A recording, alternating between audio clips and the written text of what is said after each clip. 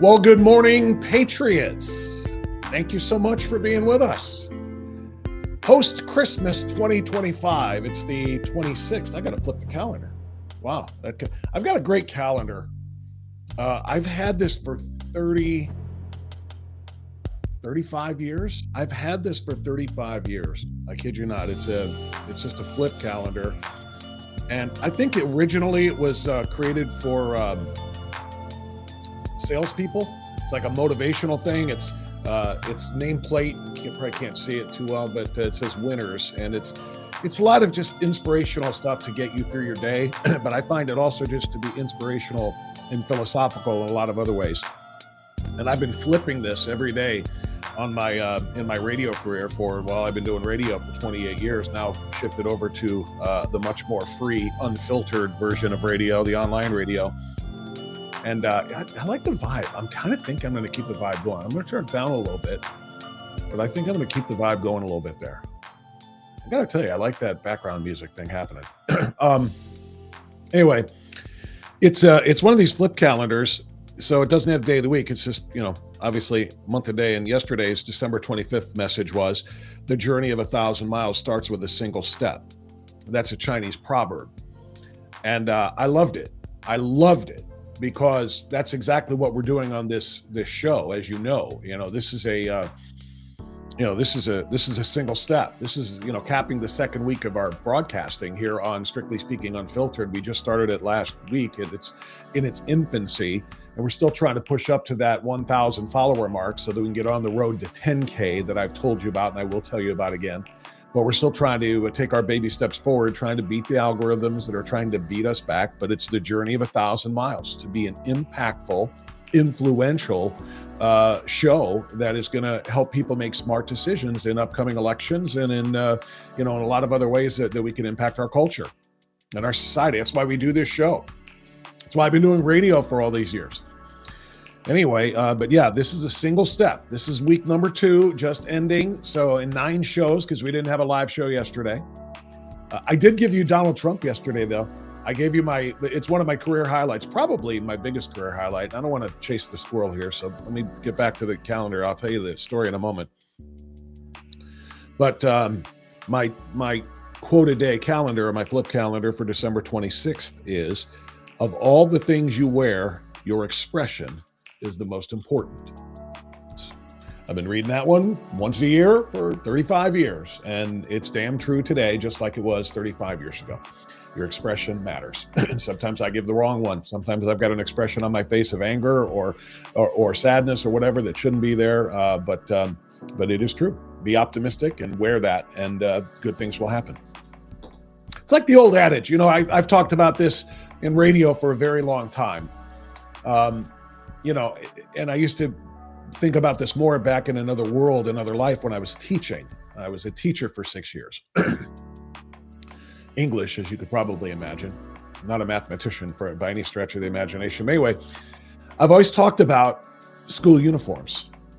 And, of course, anytime public schools try to push a school uniform, people go crazy. It's racist, because obviously, minorities can't afford school uniforms. And so by mandating school uniforms, you're putting, minority families in a bind, no matter whether they made them free or not. People just don't like it. They don't like being, forced to essentially comply with everybody else and look the same the way you are with school uniforms. But I've always said this back when I taught, and I didn't I didn't teach in a school where there were school uniforms. I taught public school, but I attended Catholic school for most of my life. And it's true. You go to school wearing a dirty hoodie and a pair of big, long, baggy basketball shorts and flip-flops, and just looking like crap. You don't feel good. You feel like crap. If that's the way you slump into your classroom or your job. Places of employment that have dress codes, I don't have any statistics on this, but I guarantee you are far more productive and efficient. Just like the schools. You go in looking like a slob, you're going to perform like a slob. You're going to be slovenly and lazy and tired, and that's how you're going to do. You get up in the morning and you have to put on a shirt with a collar. God forbid an actual tie. You go into work or school, I should say, having to put on a skirt and have your, and you have to make sure that your hair is cut, by the way, for males. In most of the places that have school uniforms, they have dress codes too. You can't have long hair and you can't be unshaven and looking like a bum. If you've got to clean yourself up, do a little shave, make sure your hair is combed, make sure you're in nice clothes. If you've got a dress code, you look yourself in the mirror and you feel better about yourself, totally subconscious. And I know I'm off on a tangent to start this morning, but that's okay. Welcome to the 26th morning of the 12th month in the year of our Lord 2025. It's a post-Christmas show and it's going to be a free-for-all. So I'm starting out with a free-for-all. So, I mean, like literally, you look yourself in the mirror and you see somebody who's buttoned up. You kind of get a little bit of a pep in your step and a little bit of good feeling, and you turn around and you walk out and you attack your day that way. You walk into a classroom in a nice shirt with a nice pair of khakis or skirt or whatever the dress code is. You walk into a classroom and you sit down like that, your shoulders are back, and you're a little bit more attentive. I swear to you, I don't know if there are actual studies done, but by anecdotal conversations with people, and I did both.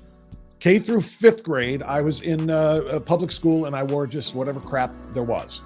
Starting in 6th grade, my mother and father realized what a horrible job I was doing and knew I needed more discipline. They put me in a Catholic school. I had to wear a uniform every day, and things changed. It's the truth. I swear to you. You look better. You feel better. You feel better. You perform better, right? That's the bottom line here. And how did I get off on that tangent? It doesn't matter. I think it was from it was the wearing your expression. That's right. It's how you present yourself makes a difference in how you perform. And I think that's true. I think universally.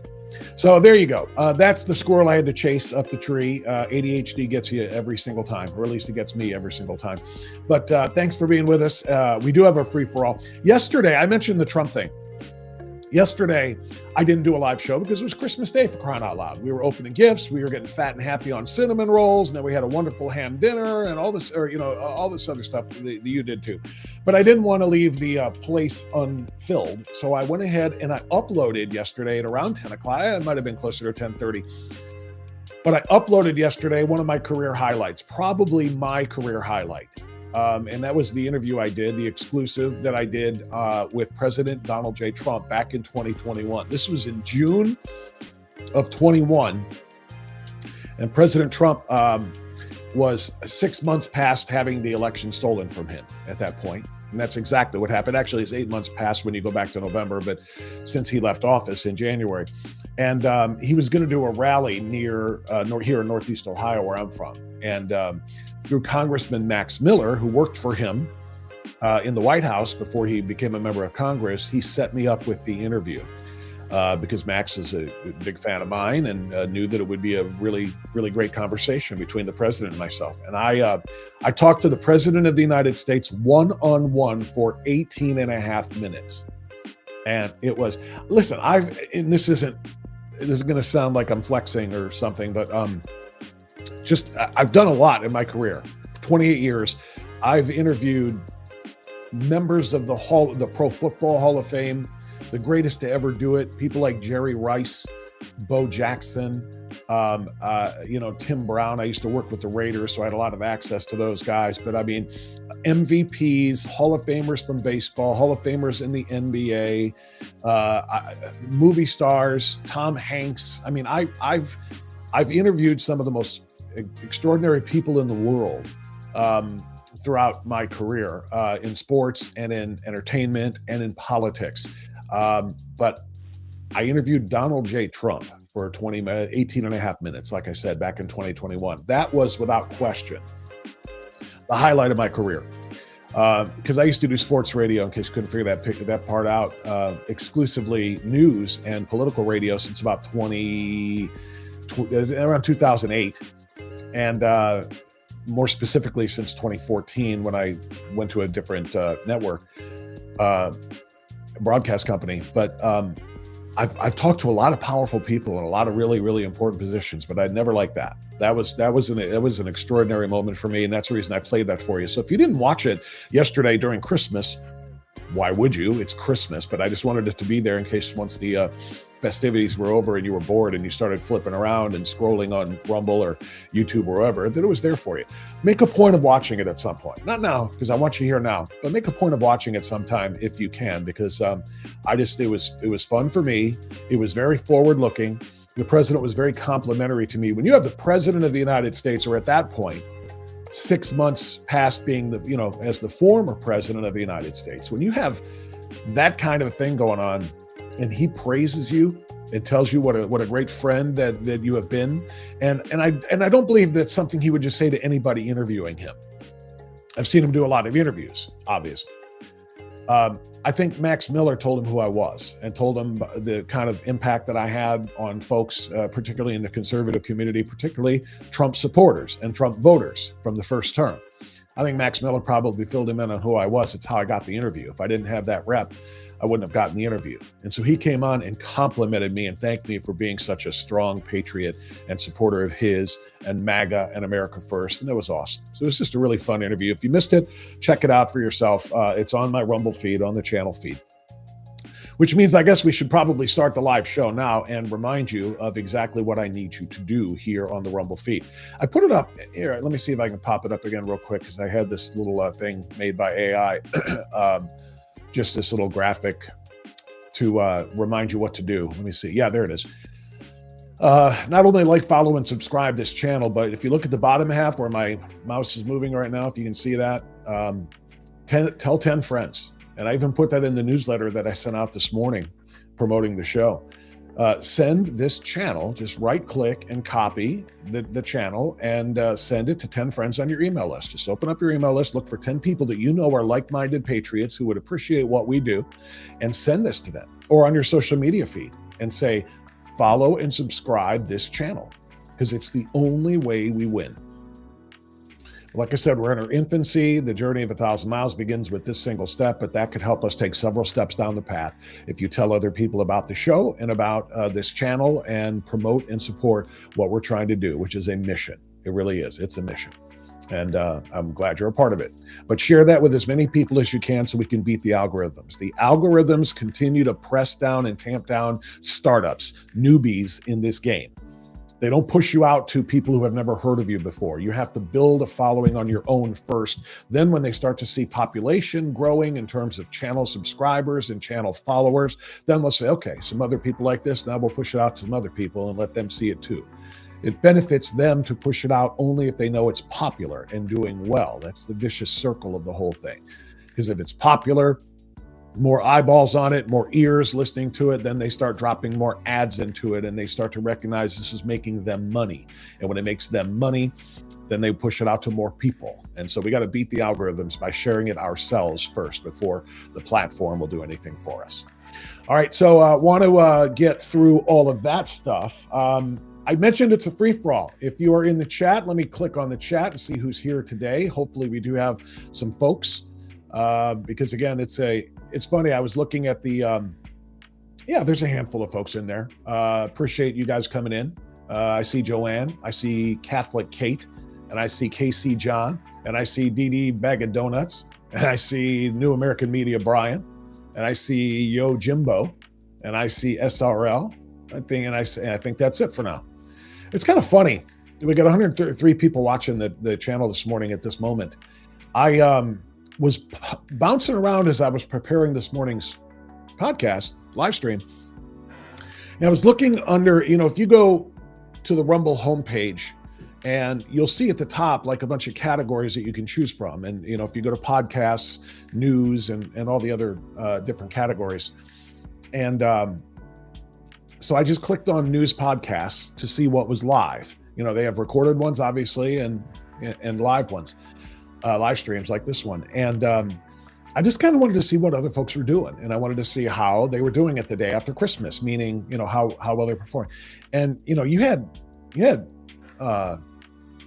accounts and channels with big numbers, talking about people with, 30, 40,000 followers and subscribers and so on and so forth that only had 200-300 people watching their live stream. Most people are consuming it not live, but recorded later.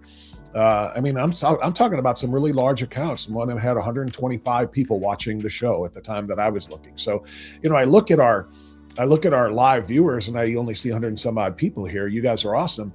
And I see a handful of people in the chat too. You guys are even more awesome because you're going to help us drive this thing today. But it's kind of coming into focus for me how this works. Once these live streams are over and they sit there on your channels, that's when a lot of people will consume them later, and they'll download them for playback while they're driving. They won't be able to watch so much. They're going to listen more, but that's how this whole thing works. So yeah, I'm just trying to learn the algorithms, trying to learn how, the viewership works and how the people can, how people consume the product and so forth. And that's basically the goal here, is to try to reach as many people as possible, in that way. So I need your help on that. If you could send out notifications and tell people when the live stream, and that's key, by the way. My own daughter, who's home from law school for Christmas, and we were talking yesterday after opening gifts and so forth, and I, you know what it was? It was right after I posted the Trump video. Right after I posted that yesterday to kind of fill the place of the live stream. And I asked her if she saw it, and she said, yep, sure did. It's on her phone, because she subscribes. And I said, did you get a notification for it?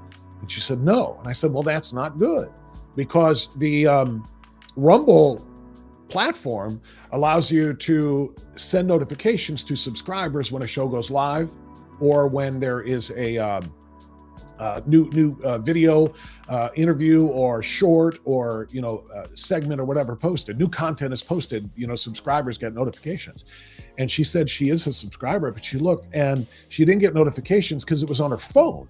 And I'm only bringing this up in case anybody else is having the same problem here. If you've got an iPhone or an Android that's got notification options on it, like what notifications you want to receive and which ones you don't, even if you have Rumble saying, yes, notify me, if your phone is on notification block for Rumble or something else, you're not going to get the notification. So that's just a little heads up that I learned, a little tip that I learned. Make sure your phone allows notifications from Rumble. Then make sure you're subscribed to the channel, Strictly Speaking Unfiltered, and that notifications are enabled. Then you'll get a little beep on your screen saying, Strictly Speaking just went live, or Strictly Speaking just posted an interview with President Donald J. Trump. How about that? And yeah, I'll flex that a little bit more. But you understand the point. Make sure that you are able to receive the notifications, and then tell your friends when you put that email together to 10 like-minded people, or you go on your social media group or your page, or just somebody else's board, and say, like, subscribe, and follow this channel, enable your notifications. When you do that, we'll beat the algorithm, and we'll have more folks. All right.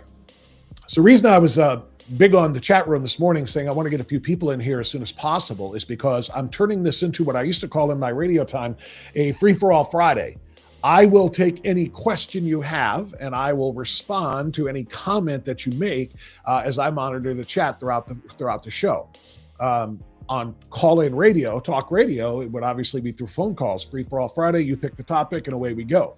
But we can't do that here. This is going to be, that's what the chat room is going to be for. What questions do you have about whatever is in the news cycle today?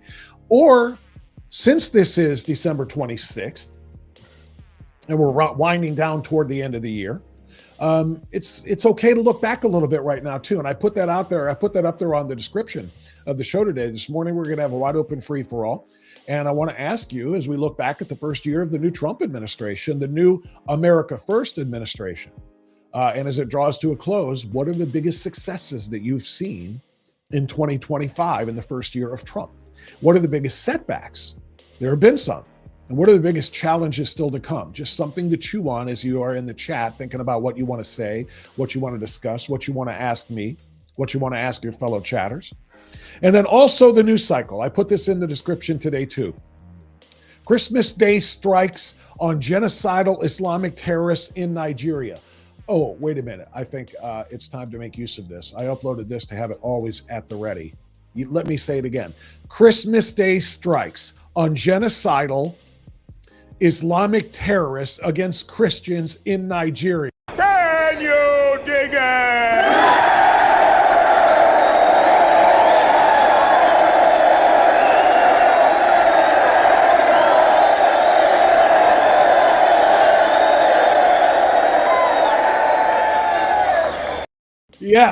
Yes, I most certainly can diggeth it.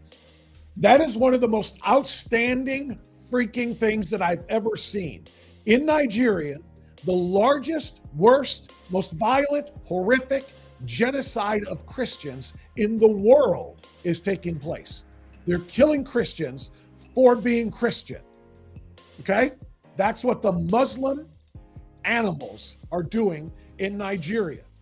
So Donald J. Trump, our president, waited until Christmas, aka Christmas, to go out there and kill the people who are killing Christians. I hope the meaning is not lost on it. I want to share some stuff with you. I got a lot to share with you this morning. But this is just, this was the Can You Dig It of the day for Christmas Day for me. I had a wonderful day with my family and friends. I had a wonderful, well, not friends really. I didn't really see anybody but family. But I did online, texting. Tons of messages going back and forth among friends on Christmas for, text greetings and so forth, which is great. But what I want to share with you now is a story. This was my highlight of my Christmas outside of the celebration with family and the greetings by friends. This was the best news of Christmas Day. This is from News Nation. Jessica, it was around 6 o'clock Eastern time tonight, about an hour ago, that President Trump announced that the U.S. had launched strikes inside of Nigeria, targeting and killing elements of ISIS in the northwestern part of the country. We don't know how many people were injured, how many were killed in this American strike. What we do know is President Trump says the reason the strike was launched is because he says Christians within Nigeria, as you mentioned, have been targeted, not just over the last year, but really over the last several years. He broke this news on Truth Social with a pretty lengthy post. I'm going to just read to you the back half of that post. He says, quote, "I previously warned these terrorists that if they do not stop the slaughtering of Christians, there would be hell to pay, and tonight there was. The Department of War executed numerous perfect strikes. Merry Christmas to all, including the dead terrorists, of which there will be many more if their slaughter of Christians continues." We also saw the Secretary, Pete Hegseth, say, quote, that the president was clear last month. The killing of innocent Christians in Nigeria and elsewhere must end. He says the Department of War is always ready. So ISIS found out tonight on Christmas. More to come, and grateful for Nigerian government support and cooperation. We know, because we've confirmed with a Pentagon official, that the Nigerian government was working with the United States. There was approval, and they worked in conjunction on these strikes. So that is an important caveat to this story here. Just some background. In Nigeria over the last year, sectarian violence has continued to be a major problem. Tens of thousands of Nigerians have been either kidnapped or killed, both Christians and Muslims, targeted and killed by terrorist organizations like ISIS and like Boko Haram. In fact, human rights NGO International Society for Civil Liberties and Rule of Law says that this year alone, there were about 7,000 Christians that have been killed. Again, this has been ongoing essentially since 2009, when Boko Haram really established a foothold in Nigeria, Jessica. So we are seeing this killing, again, Muslims and Christians. But tonight, President Trump emphasizing the fact that Christians have been targeted and killed. He has been saying this for some time, that this might be a possibility. And tonight on Christmas, we are seeing American strikes within Nigeria. I don't know how many ways I can say, can you dig it? And I don't know how many different ways that I can say this is exactly what I voted for. And I'm not going to let the symbolism here go unnoticed, because it needs to be. We need to discuss that. What President Trump did on Christmas Day, and by the way, I think I also have loaded up the actual Truth Social post in which the president made that announcement. Let me share this with you, okay? Let's see. Let's do it this way so it's a little bit easier to read. That's not really making much of a difference. Just trying to make that bigger for you, but it's not happening. It's okay. Tonight, at my direction as Commander-in-Chief, the United States launched a perfectly deadly strike. I'm sorry. I'm half reading and I'm half trying to turn off the music, so excuse me one moment. Yeah, there we go. Music vibe is cool when you start out, but we're getting into the heavy news stuff. I want to eliminate that. Okay, tonight at my direction as Commander-in-Chief, the United States launched a powerful and deadly strike against ISIS terrorist scum in northwest Nigeria, who have been targeting and viciously killing primarily innocent Christians at levels not seen for many, many years and even centuries. I have previously warned these terrorists that if they did not stop the slaughtering of Christians, there would be hell to pay, and tonight there was. The Department of War executed numerous perfect strikes as only the United States is capable of doing. Under my leadership, our country will not allow radical Islamic terrorism to prosper. May God bless our military. And Merry Christmas to all, including the dead terrorists, of which there will be many more if their slaughter of Christians continues. Donald J. Trump, President of the United States of America. I can't say enough about the symbolism of this. It's extraordinarily important that we understand what that means. Seriously. President Trump did this on Christmas. They were discussing this on Fox as to whether or not that was intentional. I don't think there's any question that it was intentional. And I want to share this piece with you. And the fact, by the way, that President Trump is essentially wishing a Merry Christmas to the dead terrorists who got killed on the day we celebrate the birth of Christians. The birth of Christians is the birth of Christ, for which it is named. And I love that part. So here's a quick analysis of this from Peter Doocy on Fox. I think this is good stuff. Yeah, Peter, it's notable when a major military move takes place on a holiday. Do you think that the symbolism of protecting Christians on Christmas factored into this timing? Knowing President Trump, yes. And, he's got Raising Cane as the chairman of the Joint Chiefs. He is the person that President Trump credits with coming up with the idea of basically the way that they quickly and decisively took out ISIS in his first term. The president always tells this story about how he was getting a briefing from some military advisors and they said it was going to take months or years to take out ISIS. He talked to Dan Kane, who is now the chairman of the Joint Chiefs, and he came up with a way to do it in weeks or months. And then that was that. And so, yes, the symbolism of doing this on Christmas should not be ignored. It should not be ignored, and in fact, it should be celebrated. And you want to know why? Here's a good rule of thumb as to whether or not you should support something or celebrate something or not, or condemn it. What is the left doing? The left is pissed. The left and all of the haters online, how dare he kill people on the day of the birth of life for Christ? Well, when he's killing people because they're killing Christians, and he's doing it on the day of their, that Christianity was born with the birth of Jesus Christ, it kind of means something. They hate it. So therefore, the default position we should have is to say, can you dig it? I love it. Do it on Christmas. Look, he's right. He's been saying this since he came back into office, since the ramping up of the slaughter. You know, what really is beyond irritating, beyond infuriating, is that the left continues to scream about what they call genocide in Gaza, blaming the Israeli government. Israel, they're killing and trying to commit genocide, ethnic genocide against Palestinians, which is not a thing because there is no Palestine.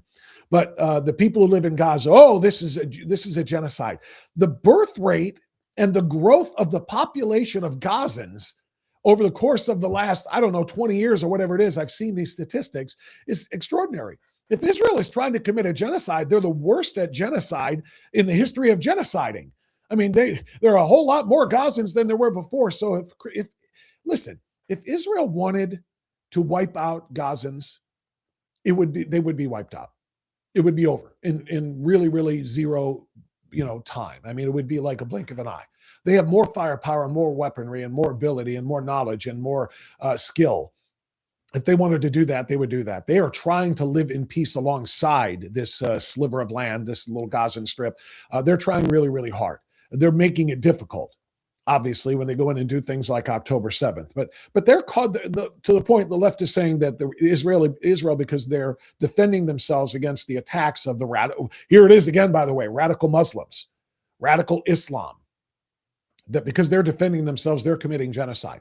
But in Nigeria, it's an actual genocide. Christians who are identifiable because they do not hide their faith. It's kind of what makes martyrs martyrs. And I'm talking about real martyrs in the Christian faith. You know, if you sacrifice your life by refusing to apostatize and leave the faith and deny Jesus, if you are killed for standing firm in your belief of Jesus and in your love and faith in Jesus, you die a martyr. It's kind of like the polar opposite of Islam, where if you die killing people, killing Christians and Jews, if you die doing that, you become a martyr. Everybody see the difference, by the way? And I don't want to get too full on into the discussion of religions. Islam is not a religion. Islam is, without question, a political organization hell-bent on taking over the world. It's in their scriptures. It's in their writings. But literally, the terrorists who flew the planes into the buildings screaming, Allahu Akbar, God is great. They believe that they die in the course of advancing Islam by killing infidels, whether they be Jews or Christians or what have you. They are martyred and they go into heaven and do their little 72 virgin thing. So they kill people and then die in the course of killing. They're martyred. In our faith, in the Christian faith, if you actually die while defending Jesus by simply saying you refuse to hide your Christianity and you die in love, you are martyred. I mean, the apostles, the saints, those who were butchered in the most barbaric ways because they refused to deny Jesus. It's one of the principal reasons why we have our faith.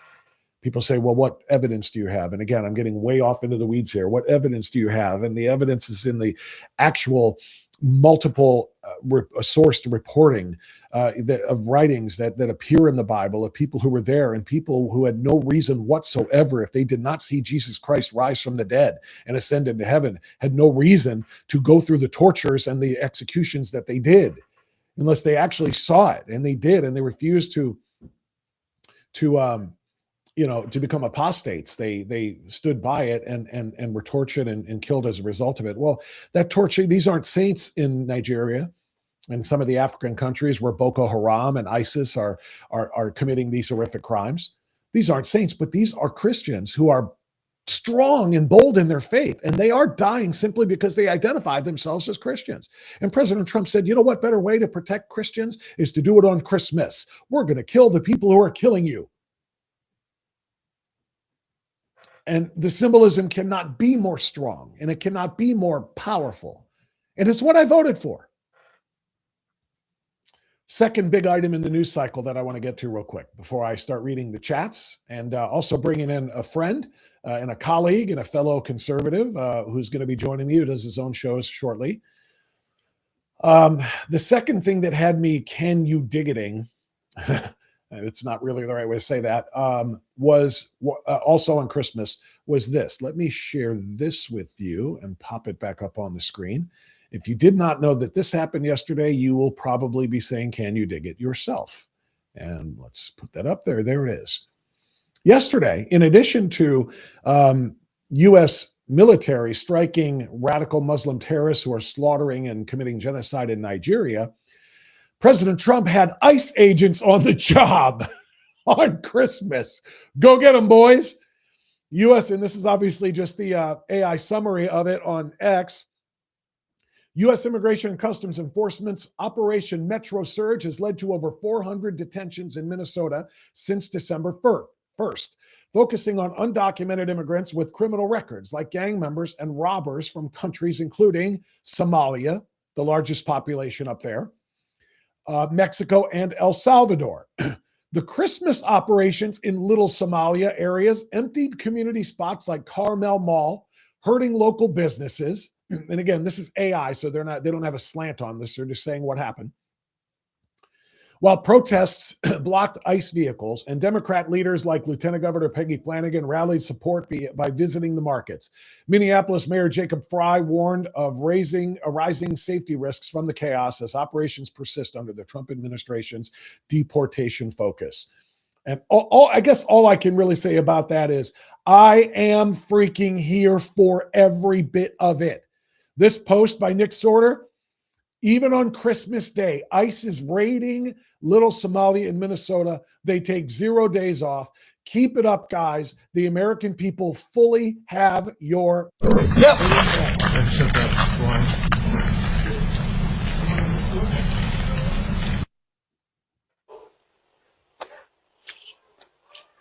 Open the door, Gustavo. That's where he went.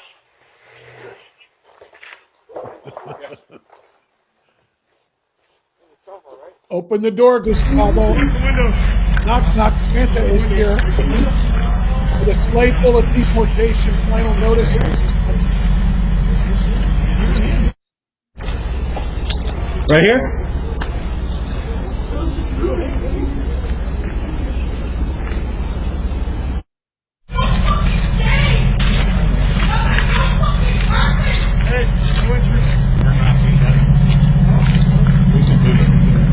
Hey, let's go.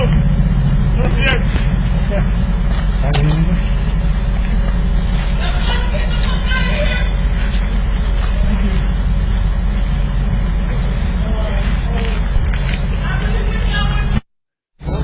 Yeah, that was a dramatic video there, but obviously it shows ICE on the job and indeed arresting and taking into custody and getting ready for deportation illegal aliens here, particularly those with criminal backgrounds. From the Red Line report, you see ICE agents have started raiding Somali restaurants in Minnesota. Democrats are not happy at all. And what did we say our rule of thumb is? When Democrats are not happy, we say, Can you dig it?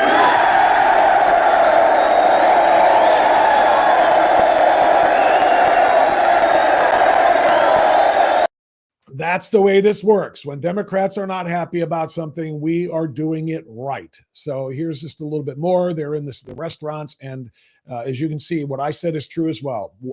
We voted for this. We support this. And at least I do. And I hope you do too. Here's somebody who doesn't. This is the mayor, the whining, crying, little sniveling coward of a mayor who sat down who got on his knees in genuflecting worship of a career criminal, drug-addicted George Floyd back in 2020, because this was his city and he led the prayers to St. George the Floyd. This piece of trash is it's just that, but listen to him here. I am increasingly concerned because of the chaos that is being caused by these ICE agents that somebody is gonna get seriously injured or killed. Somebody is gonna get seriously injured or killed.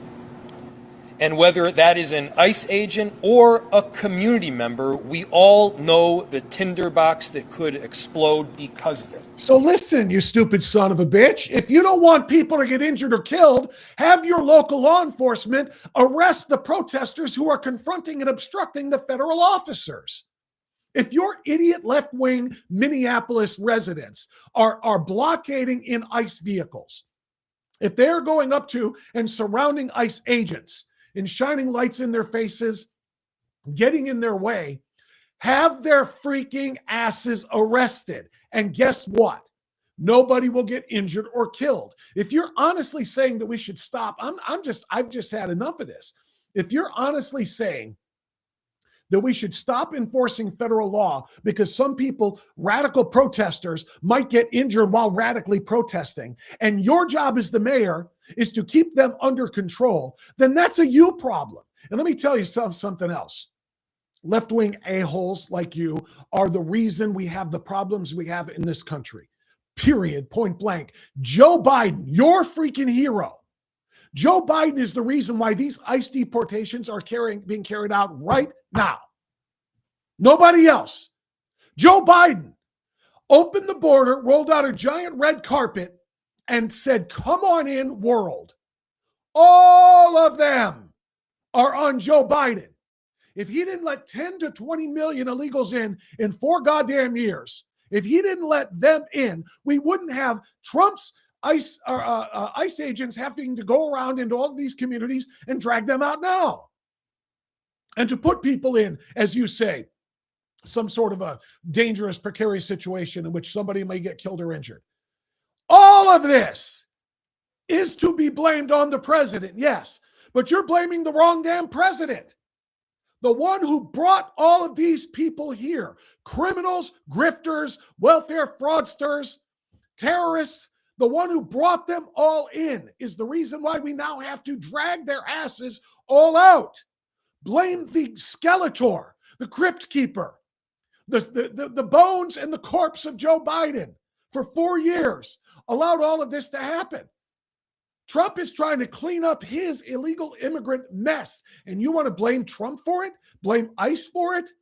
Kiss our collective red asses, Jacob Fry. We all know that the federal government is looking for reasons to deploy more and more people to Minneapolis and blue cities around the country. We all know that we cannot afford to lose a single Minneapolis resident because they showed up and decided to protect their neighbors, because they showed up and decided to express their constitutional right to free speech. Free speech does not involve obstructing with the enforcement of law, you stupid little prick. I'm tired of this guy. This guy literally led, like I said, the George Floyd revolt. This guy, along with Tim Walz and Keith Ellison up in Minnesota, those three guys are literally responsible for the George Floyd riots of 2020, the Summer of Love, because they all, and they continue to this day, 5 years later, to spin the lie that George Floyd was some sort of a saint who was brutally killed by Minneapolis police. And I'm tired of that too. George Floyd died of a fentanyl and methamphetamine overdose. He died in police custody, not because of police custody, but because he swallowed all of that crap that he was about to be busted with when he got arrested, and it killed him.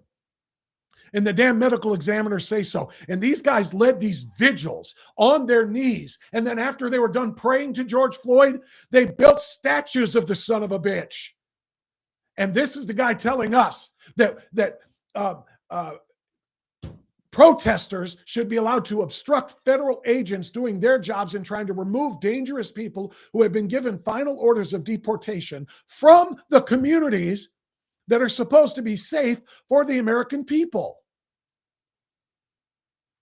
Again, I freaking love the symbolism. I love the fact that President Trump and Tom Homan and Kristi Noem at DHS and those in charge of ICE are still on the job. It's Christmas Day, and they're doing what needs to be done. I might have another video of this. Yeah, here's one of the examples. This is what Jacob Fry, the mayor of Minneapolis, the little soy boy piece of trash mayor of Minneapolis. Have a look at what happened here. He's talking about all of these, protesters are allowed to, use their First Amendment rights to make their voices heard. The same kind of language, by the way, that they condemned Trump for on January 6th. Is this just being heard? You watch this video yourself and you tell me, is that what this is? Is this just protesters saying they disagree with or oppose the ICE agents rounding up illegal aliens? They're physically obstructing the officers. Watch the video. This is at a Minneapolis Target. What? These stupid bastards are blocking in the ICE vehicles with carts. They're in their faces. They're screaming at them. They're blowing those whistles. They've got cameras 5 inches from their face. They all ought to be. You know what I say? Bring back the baton. Let cops be goddamn cops again. Bring back the baton. Cops used to use the baton pretty well at getting people who obstruct justice and obstruct the enforcement of law out of their way. But somehow, some way, the baton became a symbol of oppression. It was a symbol of self-defense for cops trying to do their jobs. Cops ought to be able to do what needs to be done to do their jobs in safety and security. And that means taking these whistleblowers, they're not the kind that are reporting on things, but the ones blowing whistles in their faces. A baton to the side of the skull would be the FO for their FA. They want to F around, find out, show them. and use the batons. Here, watch more of this infuriating crap. Do you like torturing people because you can't please them? Do you make people cry because you can't make them moan, little bitch? Anybody else want to shove those whistles down their goddamn throats until they choke?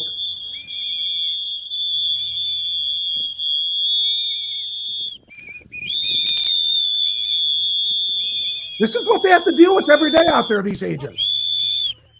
Okay. Standing in the parking lot? I'm sorry. Hey, don't assault people with your car, dipshit. See, now they're physically standing behind the vehicles, not letting the agents leave or move. And then, if the vehicles strike them, they're going to blame, oh, we were assaulted. Oh, we were, vehicular assault and all of this other crap. This is what they do. And this is what Jacob Fry is defending. Oh, I'm really worried that if these ICE deportation attempts continue, somebody might get injured. Nobody's going to get injured if you get your stupid civilians off of the street. Get them off of the street and tell them to stop obstructing justice.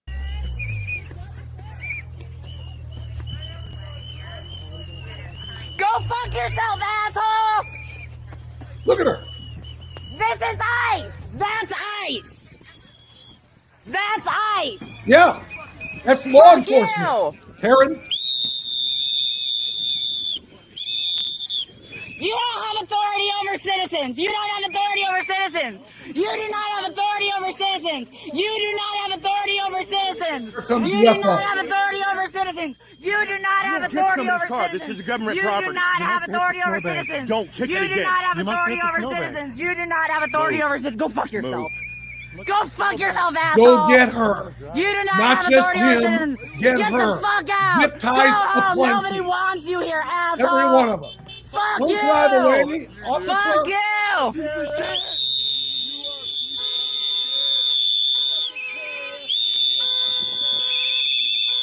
Smile, Nazi!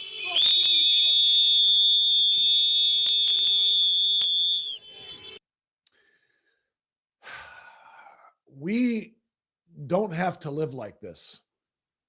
We should never have to live like this.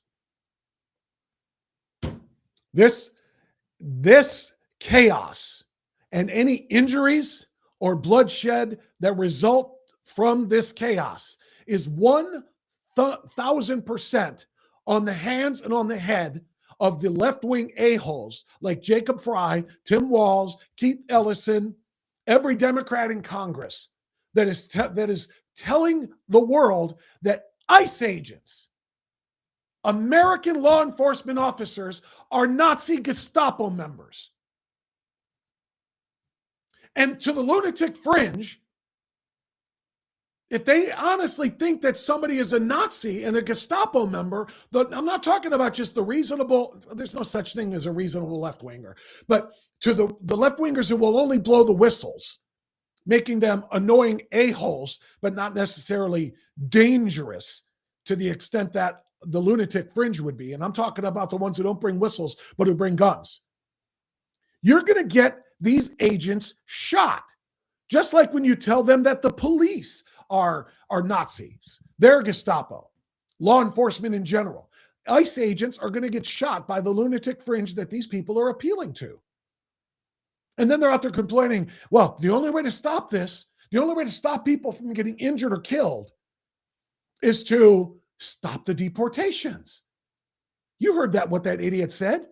Jacob Fry, the mayor of Minnesota or Minneapolis. What did he say? He said, we would not be doing our jobs if we let anyone, I'm paraphrasing him, any one of our residents be taken away. And if people get hurt because they come to the defense of our residents. Your residents don't belong here, Jack.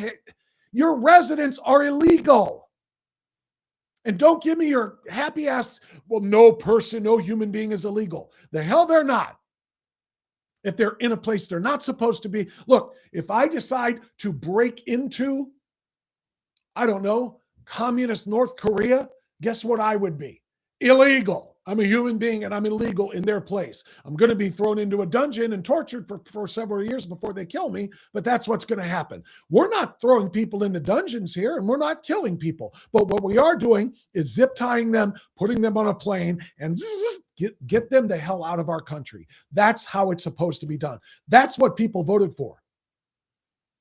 We had a referendum on this in November last year. We had a referendum on this, and we decided, yes, this is exactly what we voted for, or this is exactly what we were voting for. And now President Trump is doing promises made, promises kept, and he's doing it on Christmas, and the left can't stand it.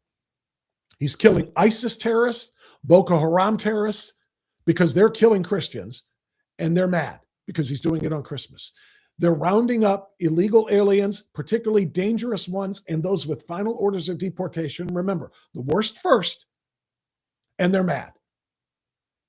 To which I say, Merry freaking Christmas, you God-blasted lunatics. All right, let me see what's going on in the chat room. And then I want to bring in a partner in crime here today who's going to have some thoughts on this too. I told you this is going to be kind of a free-for-all in the chat room today, but I am going to hit the news cycle, and those were two of the top stories in the news cycle. And by the way, why does Minnesota get another one? I've got another top story in the news cycle that I wanted to hit this morning. This is actually from Christmas Eve when I saw this, so it was from Wednesday. The Again, I'm going to chase the squirrel. New Minnesota Department of Education guidelines have been released. And you know what they're requiring every student K through 12 to do?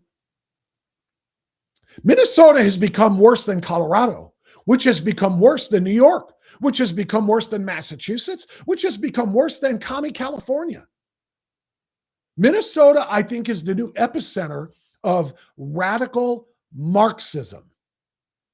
And it's not a coincidence that their governor is a radical Marxist who has made no less than 30 trips to China. We discovered all of this when Tim Walz was picked in that brilliant stroke of genius by Kamala Harris to be her running mate.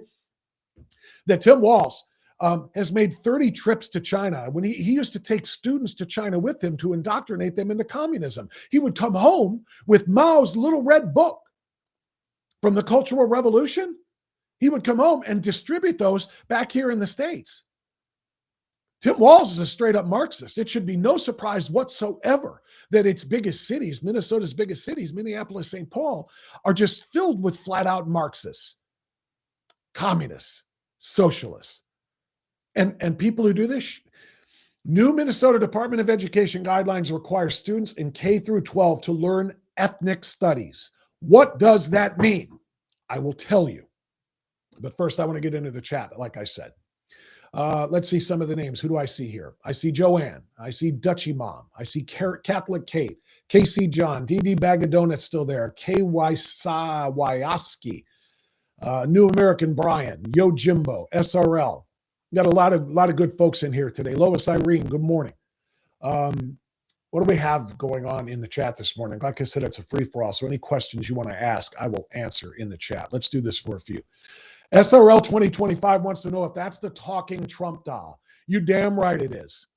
I've had this guy as my mascot on my desk when I've been doing shows for 3 years now. I think it was a gift, and I don't even know who gave it to me.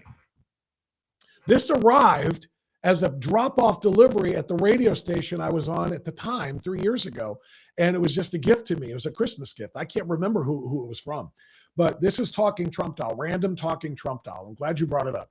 Random Talking Trump Doll has, I want to say, 17 or 18 different things loaded into it.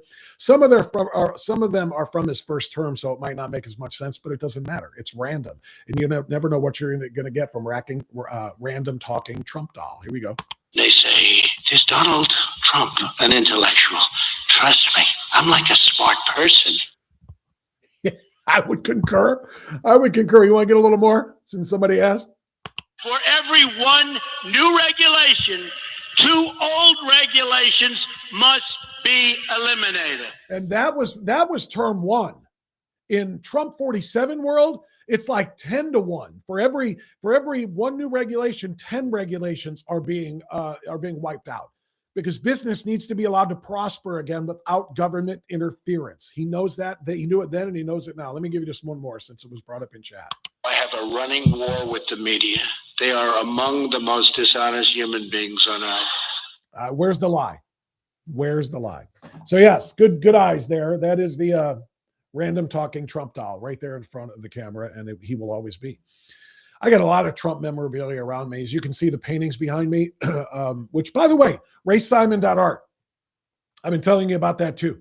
RaySimon.art. These paintings were done by a Northeast Ohio artist who the original oil paintings are in Trump's, actually the one of Trump that you see behind me right over my right shoulder. That one is in the White House, the actual oil painting. These are prints, of course, from his painting.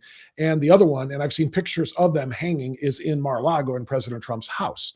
That's the one of Charlie Kirk there. It's a glorious thing. Ray Simon has just an extraordinary collection. I'm going to throw this on the screen so you can see it. RaySimon.art of conservative paintings that he has done in his gallery on his webpage, RaySimon.art. If you order something from that page, use my promo code France, you can save 10% on every and any painting that you buy for yourself or anybody else. But there's Lincoln, there's odes to murals to Marines. I can't even tell you all of them, but check it out at RaySimon.art. But anyway, that Trump painting behind me is one of my favorites, and I got it from Ray directly. Took pictures with somebody on Facebook. Somebody on Facebook, when I was promoting those pictures and those paintings, said, "Oh yeah, welcome to AI," as if these are AI generated. So then I posted a picture of me standing next to Ray Simon with his oil painting in between us. If that's not evidence that this is not AI, this is actual art. I don't know what you want, but that's what that one is. And then the other one, this guy right here is just one of my favorite things. This is actually done by one of my former football or basketball players I used to coach. His father gave that to me, or actually got it from his son, because he started his own business. I'll have to promote that sometime. But he started his own printing business, and he made that "You Missed Trump" little meme type thing there that I've got up there. And I got a whole lot of Trump stuff up here on the trophy case, and my signed Donald Trump hat and a few other things. Anyway, but yeah. Oh, you know what I didn't show you on the show, since chat room brought up the Trump doll? I didn't show you this. This is something that I got to thank my friend Charlie for. I think it was Charlie who first showed me this. The politically, is he in the chat today? I don't think I saw Charlie's name in the chat today. The politically incorrect mechanic. Where the hell are you, Charlie? Let's go. Get back in the building here. I'll get back to the chat in a moment. But Charlie showed me this book, and I'm going to do my best here to kind of give you a little taste of it. This book is not something that I'm being paid to promote. It's not something that I have a promo code for, anything else. It's just all kind of awesome. It is a story of, since it's Christmas, of the birth of Jesus, as narrated by your favorite president. And you are going to love this part of it, because it is literally not only Trump's narration, but Trump's style as well. Listen to it. The speaker's on the back, so I'm going to put the microphone behind the book here, and let's see if you can hear this very well in the live stream. Hey kids, it's me, Donald Trump, with the best story ever. A long time ago in a little town called Bethlehem, very nice place, something big happened. God had a super plan for two amazing people, Mary and Joseph. They were about to get big news. All right, so that's just the first taste. Let me pop the microphone up a little bit so you can hear a little bit better. But it's just the way the whole thing is told is just fantastic. It's a kid's book, obviously, and it's awesome. Let me see if I can make you hear this better. One day, Mary is visited by the angel Gabriel, top angel, great messenger. He says to Mary, "Listen, you're going to have a baby, and not just any baby, the Son of God. It's going to be incredible, the best baby ever." And that's just the best part about this. It's all in Trump lingo as well. I'll give you one more page because I think it's hilarious. Telling the entire story. Yeah. When they finally get to Bethlehem for Jesus's birth, here's President Trump's telling of the story. Let me find the button there. Where's that button? When they finally get to Bethlehem, it's totally sold out, like one of my luxury hotels. They knock on tons of doors with no luck, looking for a place to stay. It's sold out like one of my luxury Trump hotels. I mean, it is just the best thing. Now, this is not Trump's voice. I don't know how they got the approval to do this, because it's clearly AI. But he had to have signed off on it. I mean, he's probably getting royalties off of it, I would imagine. I can't imagine not, but Anyway, it's called The Birth of Jesus, as narrated by your favorite president. It's part of the President's Bible series, it looks like. The next one, by the way, at the end is David and Goliath, as narrated by President Trump as well. I don't have that one, but anyway, and I get no financial compensation for promoting that. It's just something that I thought was fun and awesome, and I figured you might like it too. All right, what else do I have in the chat? Why don't I go to why don't I bring my guy in who is in the chat as well? Brian Engelman has been helping me out ever since I started a transition from corporate crap radio to full on unfiltered radio. Brian is a good guy, and he does his own shows. He's the one who's kind of teaching me how to use Rumble, how to do the show, and how to use the platform that we push this out to our other channels through on YouTube and on Facebook and everything else. And he's a regular in the chat room every day as well. Brian, Merry Christmas belated, brother. What's happening? Are you muted? I think you're There muted. we go. Yes. There you go. Merry Christmas, Bob. And by the way, to everybody, didn't it feel like we weren't allowed to say that for like 20 years? Didn't it feel like if we said it, we were stabbing someone? Said what? Oh, Merry Christmas, you mean? Merry Christmas. It started, and then it just kind of grew, and it got insidious. The war on Christmas. Myself clamming up and happy holidays or whatever you're into. Oh, did you really? Did you? Look, I lived in Los Angeles for 15 years. That's where I started the New American Media. That's where we started doing our shows. And that's behind enemy lines. That is whole different. Go to Minneapolis and move in. Go, okay, I love what you've done to the place. It's not like growing up in Northeast Ohio like you and I. I get it. But you know what? If you're going to start a conservative show in behind enemy lines, you might as well Merry Christmas them to death, man.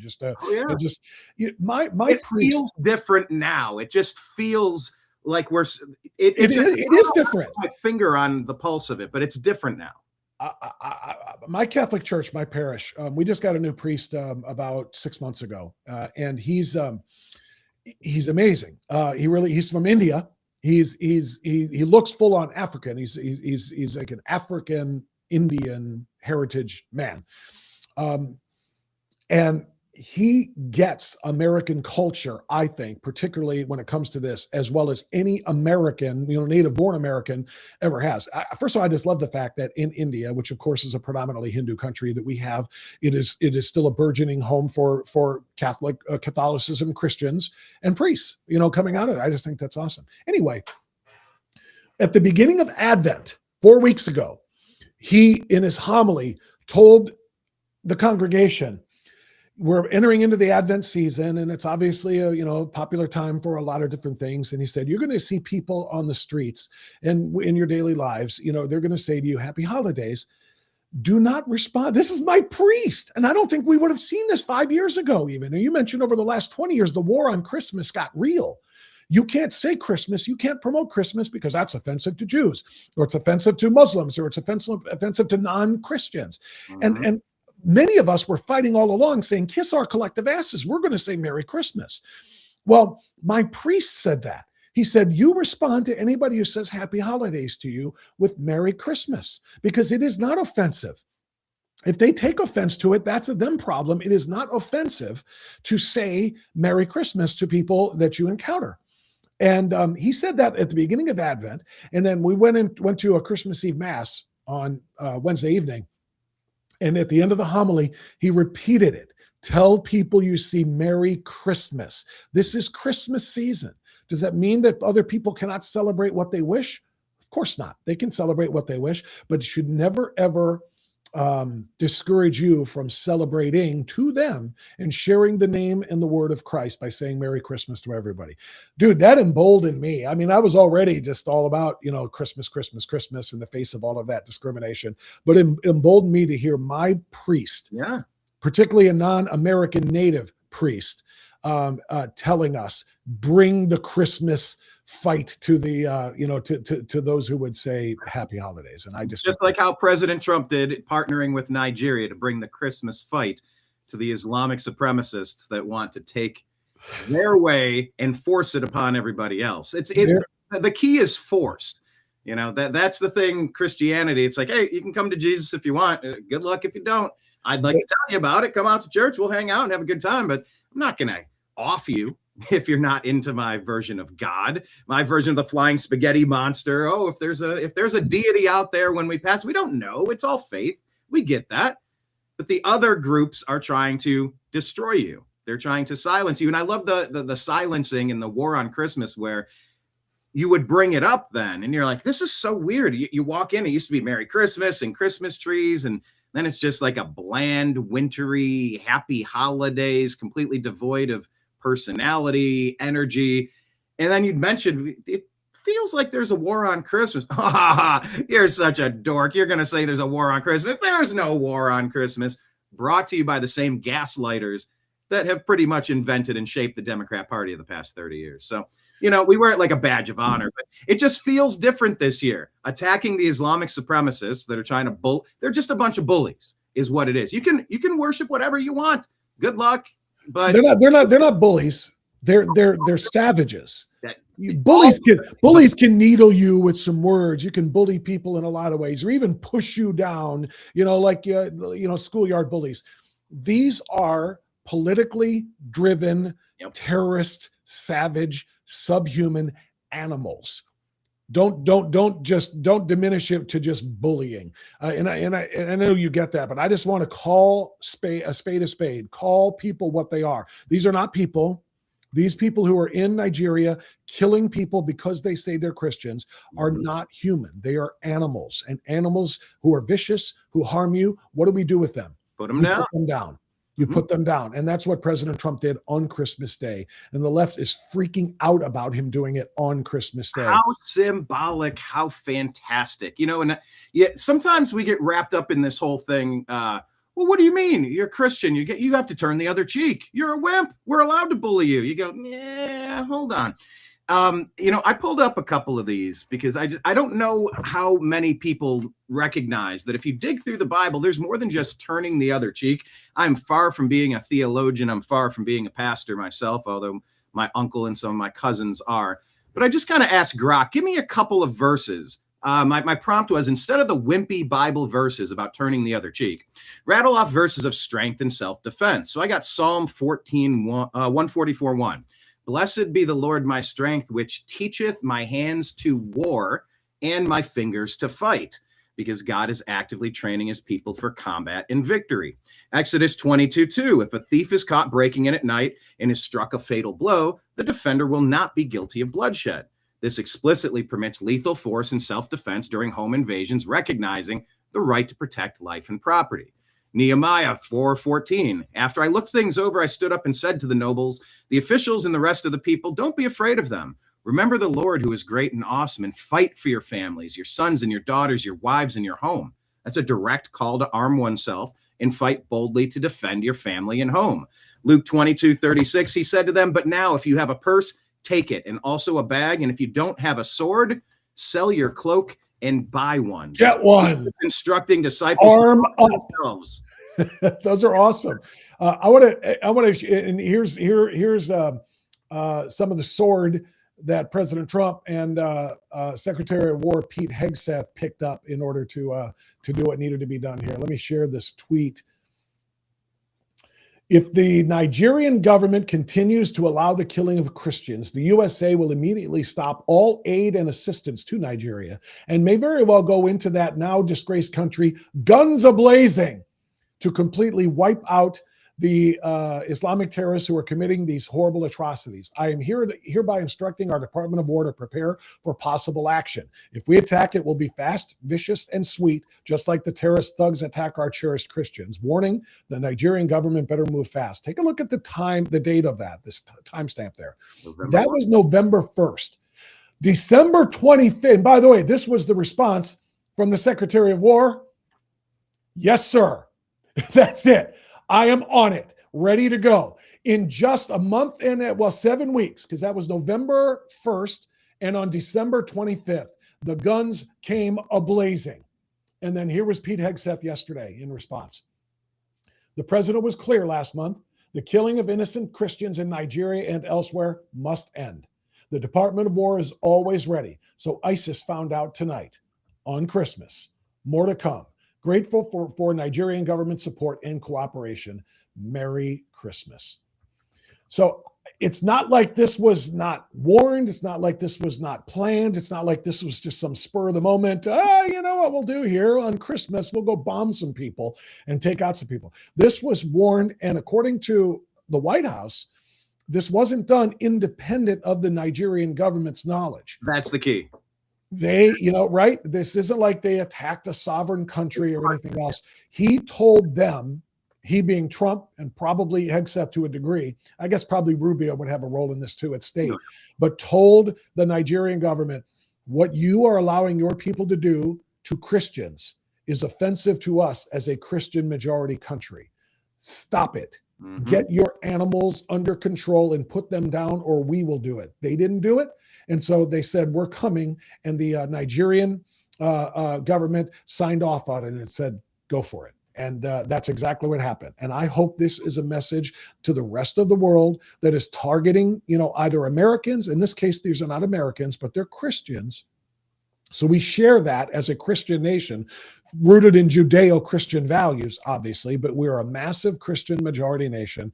And I hope this is a message to the rest of the world. And I don't think Pete Hegseth was being ambiguous when he said they found out tonight. He gave us the FO part of the famous FAFO phrase. And I hope that message gets through to everybody else. Yeah, and I'll tell you, I don't really have my cat under control. I got Mr. Nimbus here. He joins me for all of my shows. He jumps up and he'll nuzzle on the screen and bounce the screen around. No, it's amazing comparing the difference between the 4 nightmare years of Biden living under that absolute travesty and now seeing a president that seems to care about the proper things. I would like to see the U.S. not necessarily in armed conflict per se, but all of Europe. We're talking about the Islamic overthrow. It's the new caliphate. It's the modern caliphate. This is not new. Since Islam was invented, it has been trying to dominate every square inch of earth. You look at Europe right now and you look at what's going on. We're trying to have a partnership. Okay, America was birthed from England. You can take it back, that lineage. A lot of history from our initial settlers came from that general area. There's shared commonalities, but where we're praising the efforts of teaming up with Nigeria to stop the murderous thugs who are going after nice, peaceful people, by all accounts. We need to go after Europe a little bit harder for all of their censorship. Like they are becoming conquered closer and closer, week by week, turning into something it was never intended to be. And we've been, barking a little bit and warning them, you can't be doing this to American companies, American social media. I'm not saying armed conflict, but right, Bob, I think we need to do something a little stronger because President Trump, when he says stuff, he does follow through with it. Whether it's the embassy in Jerusalem, whether it's taking out the Iranian missile silos, whether it's defending the Christians in Nigeria, like he's got a laundry list. But I don't know what we're going to do about Europe. It's on one hand, it's not our problem because I'm quasi-libertarian. I try not to get involved in every piece of affairs because then I'm just stretched too thin. But regarding Europe, that's why I threw that question up there, Brian, real quick. I threw that up there and I'll throw it back up there now because this is a legitimate question. I don't think anybody watching right now or thinking about this would disagree with protecting people who are being slaughtered and a genocide being committed against them. But it isn't in America. It is in another country. And, President Trump's America First policy, was one that basically says we're going to do what is right by our homeland first before we do anything else anywhere else. And it's what, it's not isolationism and it's not, withdrawing ourselves from any other concerns. Obviously, we're very concerned. He's solved, or ended 8 armed conflicts or wars in 11 months. So it's not like he's not interested in foreign affairs. In fact, he's very. But this is different. This is using American munitions and striking in a foreign country for the purpose, I think, that is noble. But some are asking, should it be our mission to go into other countries and kill people for doing things we don't like? So I put that up on the screen. Should we get involved in Nigeria? Let us know in the chat. It's not us against Nigeria per se, but it is, the world's leader, the leader of the West, protecting like-minded individuals and defenseless individuals. Christians around the world who are being targeted for their faith by radical Muslims who have an interest in taking over the world is something that we could, in my opinion, Brian, I think we can make an argument that there is a national security element to this, because in the 10 to 20 million people that came across the border during Biden's 4 years, an extraordinary number of them were from terrorist nations, talking about Muslim terrorist nations. They may represent Boko Haram, ISIS, Iranian terrorists, Hezbollah, Hamas, all of the Muslim terrorists around the world, that are committing acts against either free nations or, in this case, Christians in African nations. They know that the ultimate goal is to take down the West. So you could argue that there's an element to what they did that was in the interest of national security, because and Trump even alluded to it in his statement. Do I still have that? I think I can throw that back up real quick before I give you a chance to answer this. But Trump's statement about this referenced it to me somewhat. Which part of this? About 2/3 of the way through, the Department of War executed numerous perfect strikes, as only the U.S. the U.S. is capable of doing. Under my leadership, our country will not allow radical Islamic terrorism to prosper. That's the line. That's the line that has me saying the strike inside of Nigeria is not just a strike at those terrorists from ISIS and Boko Haram killing Christians. It's a strike at the heart of radical Islam, saying we're watching and we're acting and we're responding, and we're not allowing you to bring that crap here. That might be the bigger message here. We're not, his words, not allowing radical Islam to prosper anywhere in the world. We will fight you to the death, literally, in order to stop you from trying to kill innocent people, because they're not you. Because kill or convert all infidels is the mantra of your quote unquote religion. And we're not playing that game. I think that's a case that could be made. Go ahead. Yeah. And when you mentioned 20 million people brought in by Biden, and let's be honest, this is Barack Hussein Obama's third term that we talk about when it's Joe Biden. We know that it's the Democrat deep state demons who are pulling the puppet strings there. But I call it 40 million. If we know about 20 gotaways, or they're claiming some sort of asylum, they get a little card. You must say this. You must say this. Okay, cool. So it's 40 million. I mean, these are potential sleeper cells. These are people sitting inside of Trojan horses, pre-positioned across the country, waiting for their Casio watch to give them the alert, waiting for the text message. Who knows what could happen? I mean, the things that are happening in other countries, they are impacting us for sure. And we got to figure out what's going on in Venezuela, because this is kinetic. This is active. We do have war powers. And that's something where you're going to get Thomas Massey. You're going to get all the libertarians saying, well, does the president have authority for these strikes? And you're going to have the Democrats just defending the bad guys, because it seems like all they ever do is defend bad people. They'll defend anybody that Donald Trump doesn't like. Yep. Bottom line. Mm-hmm. If it's an Islamic terrorist and Trump goes after them, they're going to side with the terrorists. Yep. If it's a criminal murdering thug in Washington, D.C., and Donald Trump sends National Guardmen to try to stop him, they're going to defend the criminal murdering thug.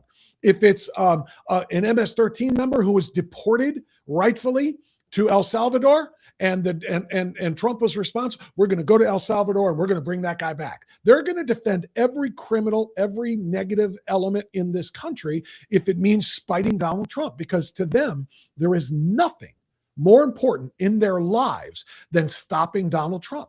Even if Donald Trump's motives are pure, even if his methods might, clearly his messaging of it is what they hate so much. They hate the tweets, they hate the insults and the name calling and the quiet piggy and all of that other nonsense. They just hate him because of how he is. But what he is and what he is doing is all in America's best interest.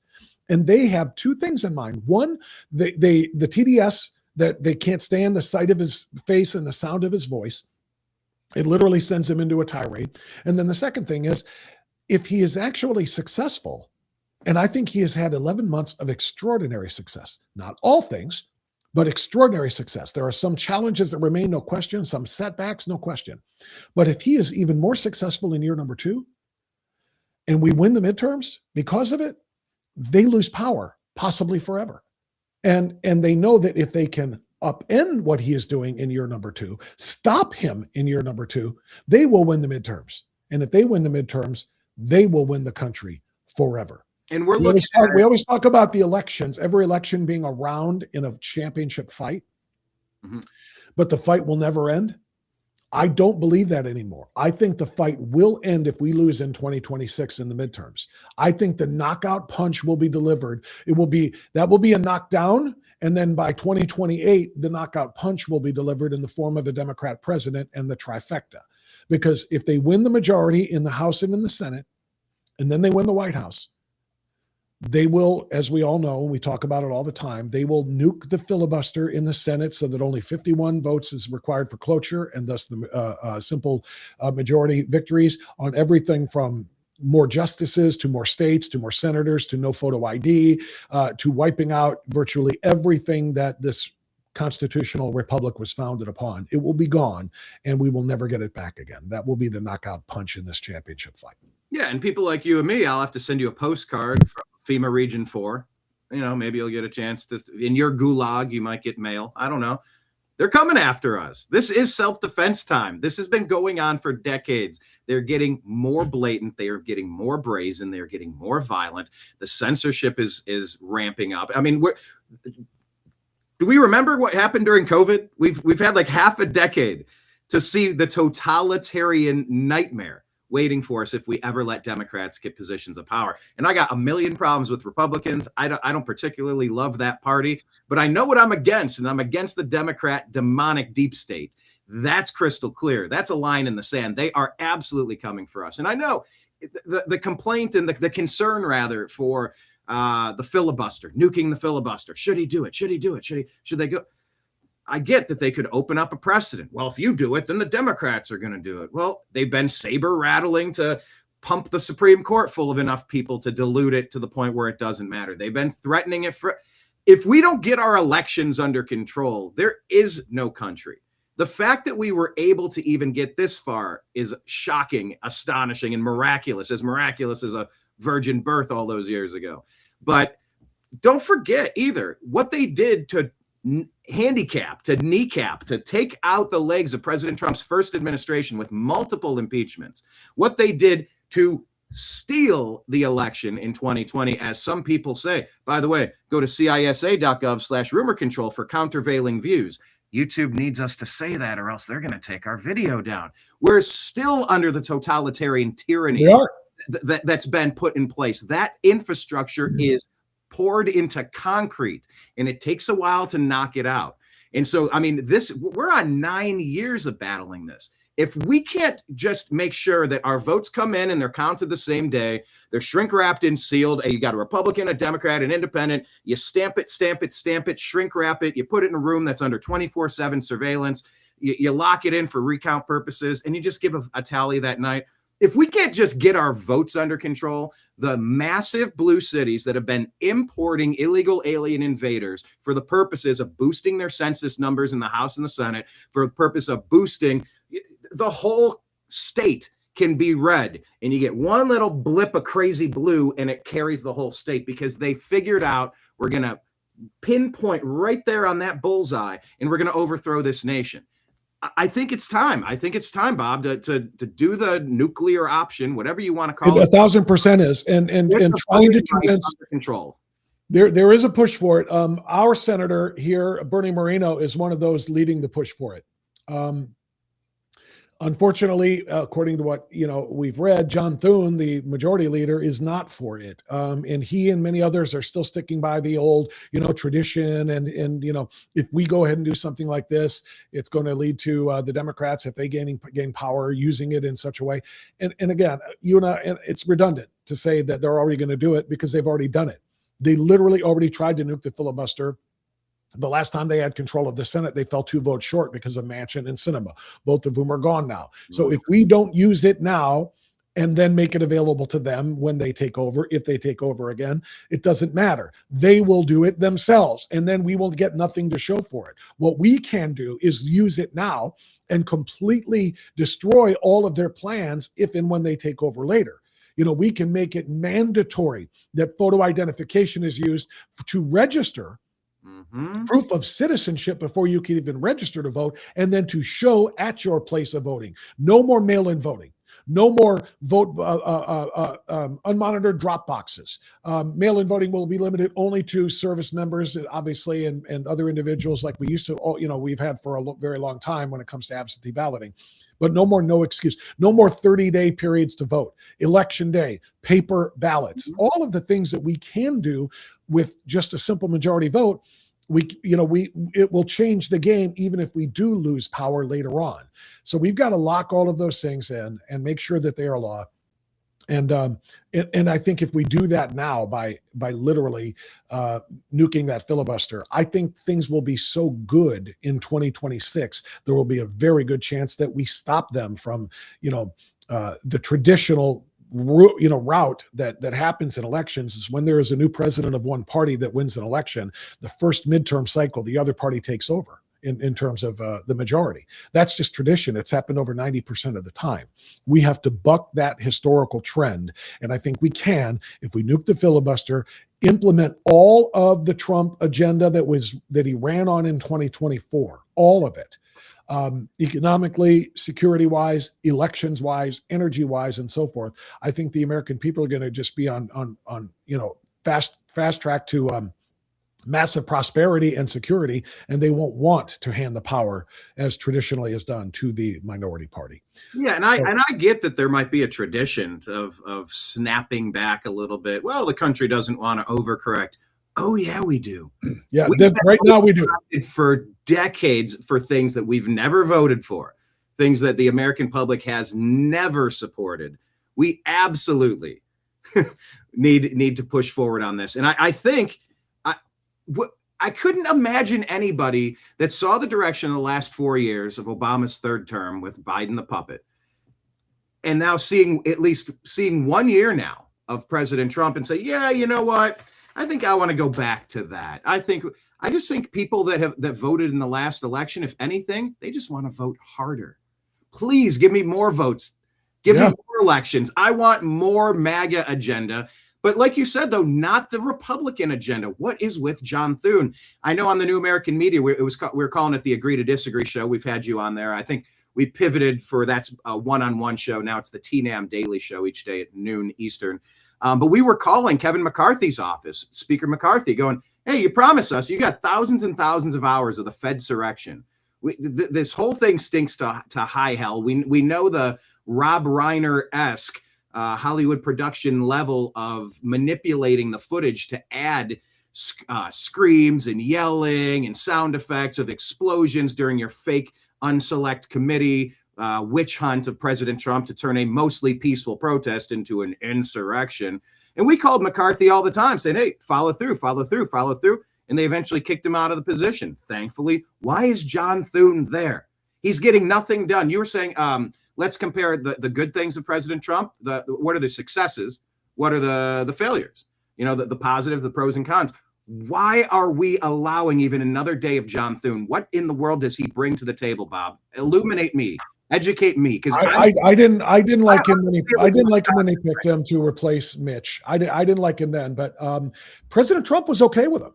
And it's one of those things where you have to kind of, he was very complimentary of John Thune. So I don't know what to make of that. I just know that, and Thune, by the way, is also speaking for the overwhelming majority of Republican senators. He has said that even if I did want to call this for a vote and nuke the filibuster and change the rules for cloture, he said, we got maybe a dozen of the 53 Republican senators who say they're for it. There's probably another 3 dozen that are opposed to it. How are you going to, and even if you get the majority of those, you can't lose but 3.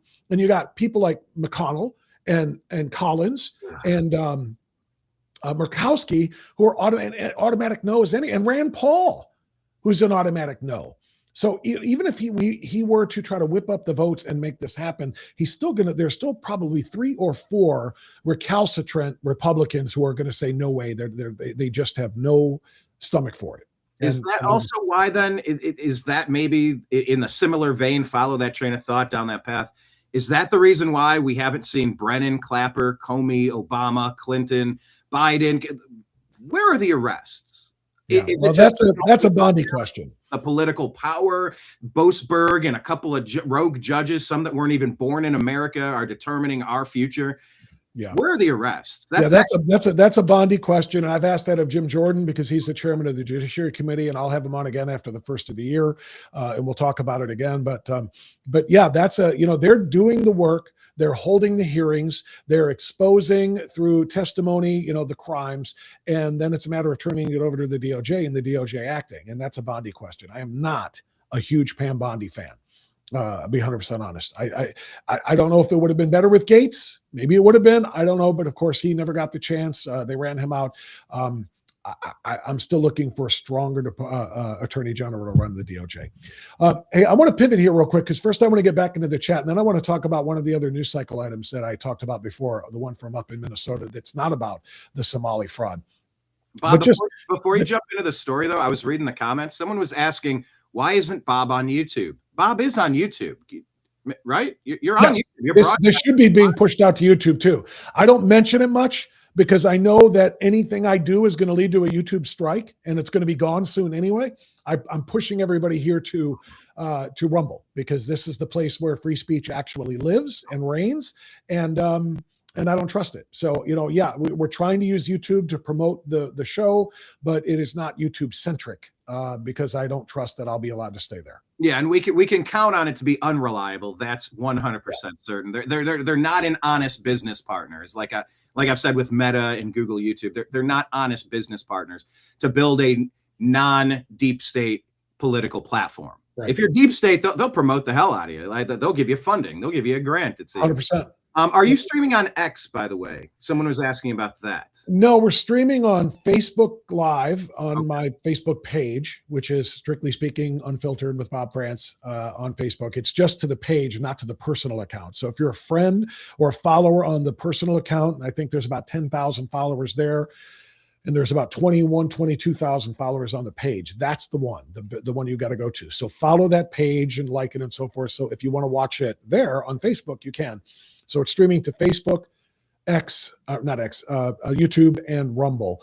The only reason it's not streaming to X is because the Restream plan that I have limits me to 3 accounts. You can only stream to 3 accounts at a time. If I want to stream to more accounts than that, I have to buy the next level of premium up, and I haven't done that yet. So. Well, then do me a favor, jot it down. Yeah, Bob and I, we've been working together to get the new show off the ground. We have this whole list of things. Remind me sometime down the road because I might have a little I might have a little juice. I might have a little trick. Okay. See if I can expand the number of channels. It's through like a legacy. I'll tell you about it off air. Okay, we can do that. Yeah. And what I want to say now, by the way, about that, because I mentioned the followers, I got some 30,000 collective. It's 50 plus thousand collective followers on Meta between 2 Facebook pages and my Instagram account. Right. About 14,000 followers, 13.5 or whatever on Twitter X. We're still at 961 here on Rumble. And this is brand new. The other ones I've built up through a period of time. Oh, yeah. This is brand new.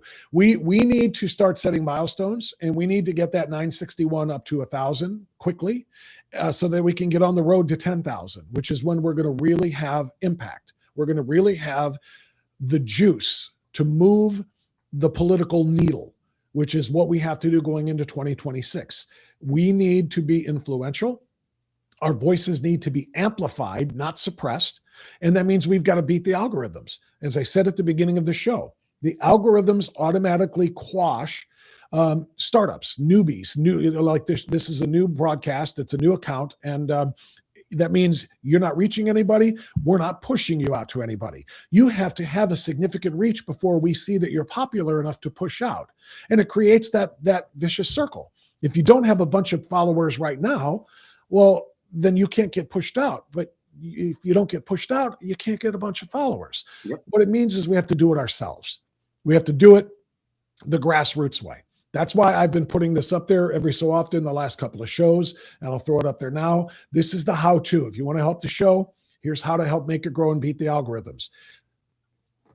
Like, follow, and subscribe yourself, as you can see on the screen, and then send this channel to 10 friends. Yep. If everybody sends it to 10 friends, it grows exponentially.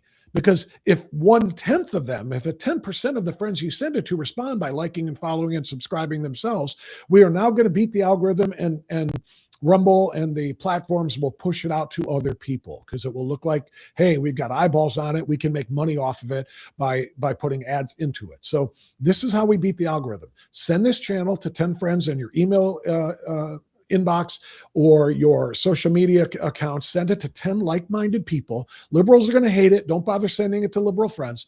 Send it to like-minded people.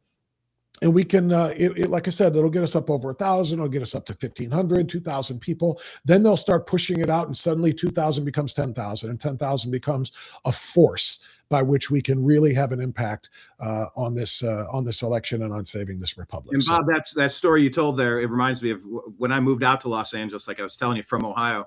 We were there as musicians, and that was always the thing. It's like, oh, we want to get signed. Well, you got to have a really big following before you get signed. It's like, well, we're really good, but we need the follow. We need to get signed to get the following, to get the shows, to get the following, but you can't get signed until you get the following.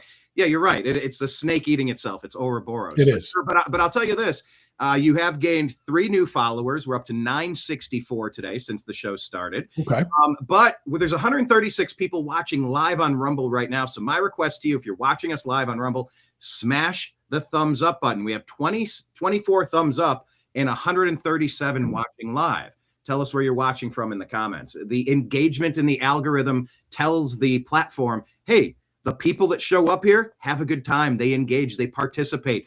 Eyeballs on advertisements. That's what they see it, they think it, and then they'll start promoting it a little bit better. So hit the thumbs up button, everybody on Rumble, and just for fun, tell us where you're watching the show from today. Bob, but I took you off. Good advice. No, I'm glad you did that too, because I haven't paid much attention to that, and I should, because you're exactly right. The likes matter during the live broadcast. Yep. Analytics. What'd you say? Analytics. It all analytics. matters. Yes. And the other thing too, I was this morning before I started my show, I was popping around different live streams, conservative type live streams on Rumble. And we're talking accounts that have 10,000, 20,000 and more. And the number of views that they were getting weren't many more than we are. They're getting 230, 240 people watching live, which says to me, while we don't have the mass number of followers yet because we're brand new, the number of people who are following are into it. It's a loyal group of people who are tuning in. I mean, the percentage, 138 people watching of 964 followers is amazing. You know, these other ones that have, 200 people watching and have 20,000 followers who couldn't give a crap. I think that means a lot. It says a lot about you, the viewing / listening audience, partners in all of this who are engaged. So Brian's right. If you're here in the chat, 130, I don't know how many people are in the chat, but if you're watching the live stream, 139 people are watching. We ought to have 139 likes. It ought to be just that simple. Unless you're a liberal watching because you hate conservatives and you want to troll us, that's okay. You can hit the down button if that's who you are. But those who are fans and supporters need to counter that by hitting that like button every single live show. And most importantly, as I said, subscribe, turn your notifications on so you are always alerted to when we are going live again. And then even if you can't watch that particular live show because you're doing something else, pop your phone on, and because you've been notified, and push play and walk away. Just let the show play to more and more people. Again, we will beat the suppressive, censorious. Is that a word? Censorious? It is now. It is now. I think he was a good friend of Marcus Aurelius, or in the character in Gladiator. I don't know. You're thinking of Cassius, but I like the way you're thinking there on that. By the way, talking about the engagement, I just switched up my background here. I've been Brian the bartender for a lot of years in my life. And when I do the TNAM Daily Show, I just say, look, we're going to talk about all the stories on the TVs behind me. And I call all the viewers I call them the regulars. I just say, hey, welcome to the bar. Welcome to the sports bar. Sit down on the bar stool. You're regulars. We're going to know your name. We're going to know your favorite drinks. We're going to know where you hail from, who your favorite teams are. You build that community. That's exactly what happens in the chat room on the side. And that is the beauty of it's a double-edged sword. Like Bob has mentioned, we don't want to be engineer, producer, on-air talent booker, advertise. There's probably 20 different jobs involved with doing this, but it's also fantastic. Got to do them all. Able to do it. It's amazing that we are able to do it. And it's so great when the community of the chat room connects with each other, helps spread the show. It all matters. So yeah, smash the thumbs up button, please. Amen. Thank you for that reminder. And by the way, I just zoomed in on, or I zoomed out so people could see your bar a little bit better there, your virtual bar.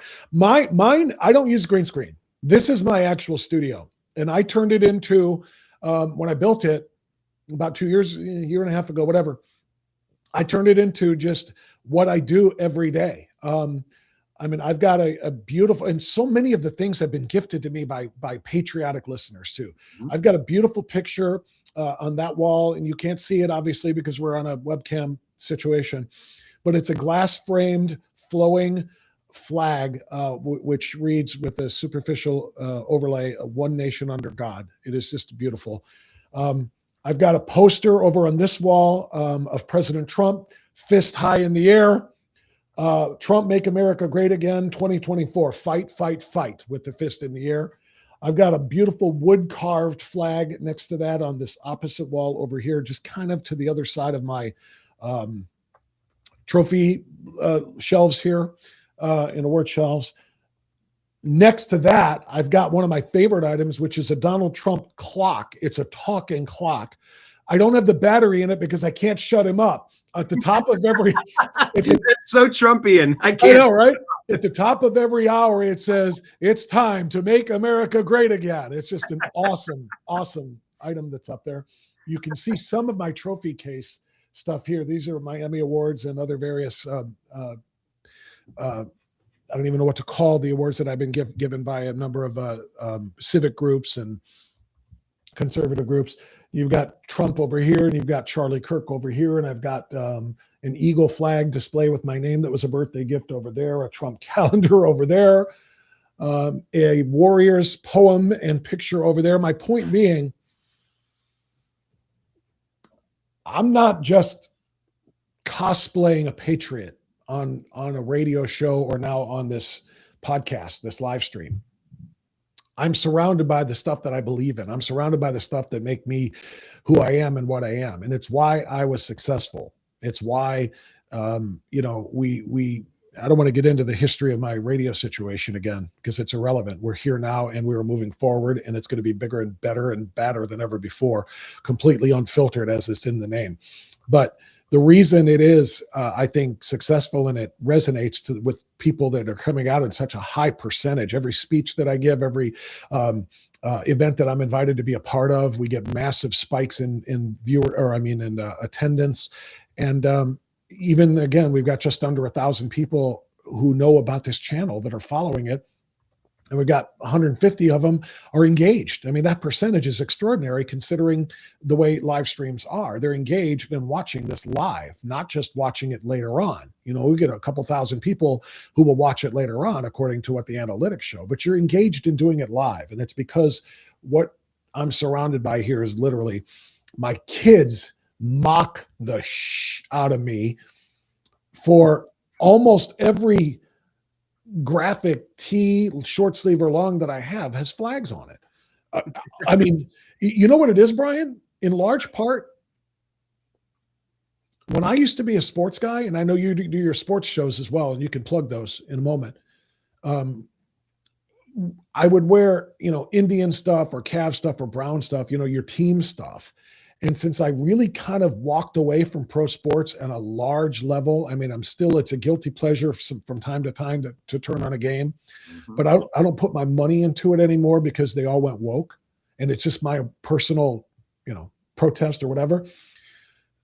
The country became my team. That's my team I'm wearing now. If I've got a flag on the breast pocket here, or if I got one over here, I've got my FAFO shirts, which are, very specifically flag on the sleeve, FAFO, meaning with us, the country, with the movie. I got flags on my truck. That's my team. The United States is my team. In the same way that pro sports teams or college sports teams are all people wear. That's what I wear. That's what I live. I've got probably 25 ball caps and probably 20 of them have flags or some sort of patriotic statement or a freedom Charlie Kirk thing or something like that on them. Because it's not just a show for me. This is what we're trying to do, is influence people in a positive way. And I'll wear my Trump hat out in public every chance I get, just so that I can engage. I'll either get, most of the time, thumbs up, fist bumps, love the hat, from like-minded people who may be a little bit wary about wearing it in public so they don't go viral, be getting screamed at by some left wing, some awful, affluent, white female liberals, awfuls, screaming at them because of it. Usually I'll get, thumbs up for those, but occasionally I'll get somebody saying something to me and I'll be able to say, all right, let's talk. Why do you hate this hat so much? And I'll engage people. Point being, it's authentic. This is why I do what I do. It's why I built my studio out this way. I could green screen it like a lot of other people, but this means a lot to me. So I hope people get that, because that's why we're building what we're building. And I hope that'll help you decide to like, follow, and subscribe to this show and make a difference in this country, because that's what we're doing. So. Yeah, I can definitely relate to that. I don't know where most of my clothing comes from. It just shows up. They're gifted to me. And having done the Unhappy Hour sports show for 15 years, Cleveland-centric based, of course, just cover all the sports as well. I won't say most of my wardrobe, but I have an entire wing, an entire rack. It's just nothing but Indians, Cavs, Browns, Buckeyes. Maybe one or two Guardians things. I refuse to spend $1 on anything named Guardians, but you and I have had that chat. Do you wear them? Do you wear the Guardians ones? I might have one shirt. Don't do it. Don't do it. Twice. I even changed the name of one of our groups from Strictly Indians to Strictly Guardians. Oh, then that, bro. I know. I'm gonna have to drop you off of this chat. I'm sorry. Don't do that, bro. No, don't do that. Don't do that. I'm being dead serious. I am appreciative of you for all that you have done to help teach me how to do the live stream game. But bro, don't do that, man. You got to be better than that. You got to be stronger than that. You've got to be hold on. Let me get a side by side here. I didn't realize you were. Yeah, I've got thousands of hours. I mean, I still have Indians gear. If it says Indians and there's a Wahoo on it, I'll wear it, even though it's still promoting Major League Baseball, which I am largely opposed to for all of the wokeness. Mm-hmm. But it will be Indians and Wahoo only. It'll be nothing else. I will not go to a Guardians game and give them money. I will not go to a Guardians team shop and give them money. And even if you got yours gifted to you, if you're displaying it, you're making them money. Don't wear their crap and don't call that was BS born of wokeness. And you know that as well as anybody else, because you're a conservative guy. Mm-hmm. That was born of wokeness, and it's bull crap that the Braves are still the Braves and still tomahawk chopping, and everybody's fine in baseball with that. But we had to give up our Blackhawks, the Seminoles, the Chiefs. Exactly. It was only the Cleveland Wimps that bowed down and let Tom Hanks, one of the most deep state actors. We'll see if his name comes out in the near future. Oh, the voiceover. You know, I used to work in Cleveland and live in Cleveland, and now shut up, Tom Hanks. Yeah, can't stand it. I mean, we do. I mean, we've got to just, like I said, stand in solidarity against that crap. I mean, I don't drink beer. I don't drink. I drink probably 4, maybe 5 alcoholic drinks a year. At a certain social event or place, and for whatever reason, if I'm out with my family, like when we're visiting my daughter in Tennessee, we went to a bar and we all did a shot of Jack Daniels because, it's Tennessee. When in Rome, exactly. But like 4 times a year. But the point is, if I did, sorry. And I don't care if they've made nice now with the conservatives, but Bud Light, done, gone. I'm the same way with the Guardians. Done. Not a chance. It's Wahoo or it's nothing. I hold grudges on this kind of stuff. Mm-hmm. And I think we need to be united against woke crap in all ways that we can. And like I said, I swore off the NFL, but after 5 years, really since most of it was at its worst, it's a sport that I've loved, the sport, not the league, but the sport of football since I was 5.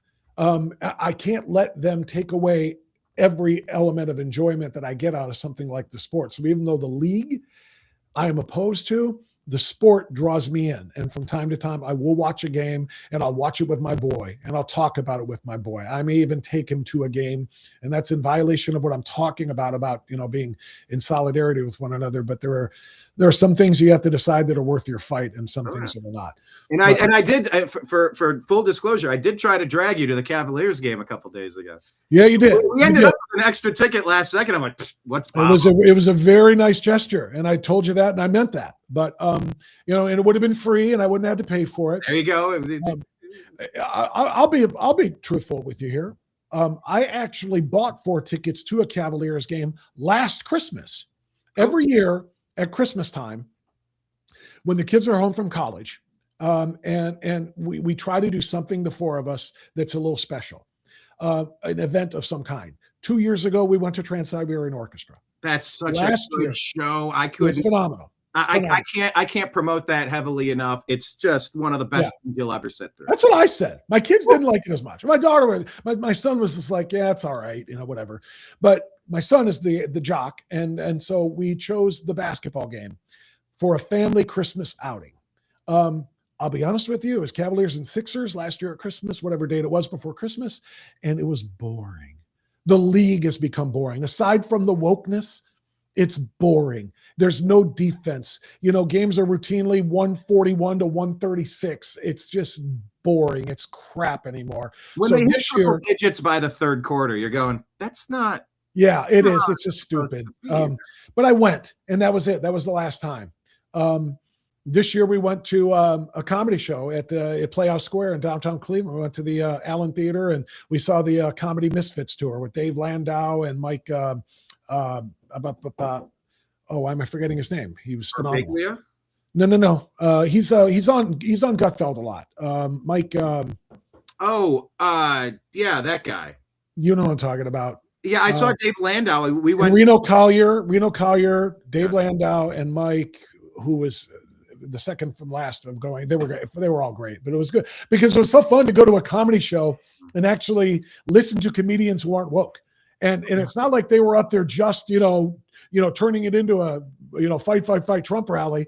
They told jokes that were not like making conservatives the butt of them, and not really even attacking or insulting liberals either. But it was clearly from a right of center, we are allowed to say things like this now kind of a thing that in, most comedians, are just part of the entertainment industry, are just left-wing lunatics. These guys are all on a different slant, which is why they call themselves the Comedy Misfits and why we chose to go to that show. Were you thinking of Mike Loftus? Loftus, that's it. Thank you. Yes, yeah, Mike Loftus. He was awesome. I think he was better than Landau, and Landau was great. I'm not familiar with Loftus. I haven't watched cable news since Chris Wallace repeated the fine people hoax in the 2020 debate with Trump and Biden. I turned off Fox for good. That was where I drew my line. You drew yours in Chief Wahoo, and I drew mine at the fine people hoax from Chris Wallace in the debates with Biden. But I saw Dave Landau, speaking of Nashville, we went to cover, we were on the road all year last year with the New American Media in Milwaukee for the RNC, Chicago for the DNC, DC for the Libertarian Convention. Then we took a road trip down to Nashville for Bobby Kennedy event. Bobby Kennedy came out and told some jokes, but it was Dave Landau, Rob Schneider, the British guy, what's his name with the curly hair that has another assault allegation? Russell Brand. I mean, it was a great night of comedy. And I started performing stand-up comedy this year. I've always wanted to, and it is a craft. It's something when you and I can go live for 2 hours and we just do it because we're built this way. We could talk. So does that mean that story about you changing your thing from Indians to Guardians was a joke because you're a comedian now? It was a joke, right? I argued with the group for about 3 years, and I finally said, look, it is called the Guardians. I'm going to call it strictly Guardians.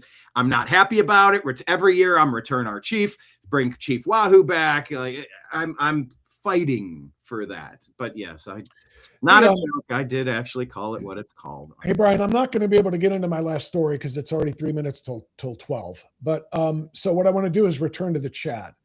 And you have the experience with this. So, well, there's a lot of really great people speaking on here. And by the way, don't forget to hit the tip jar at the bottom if you can.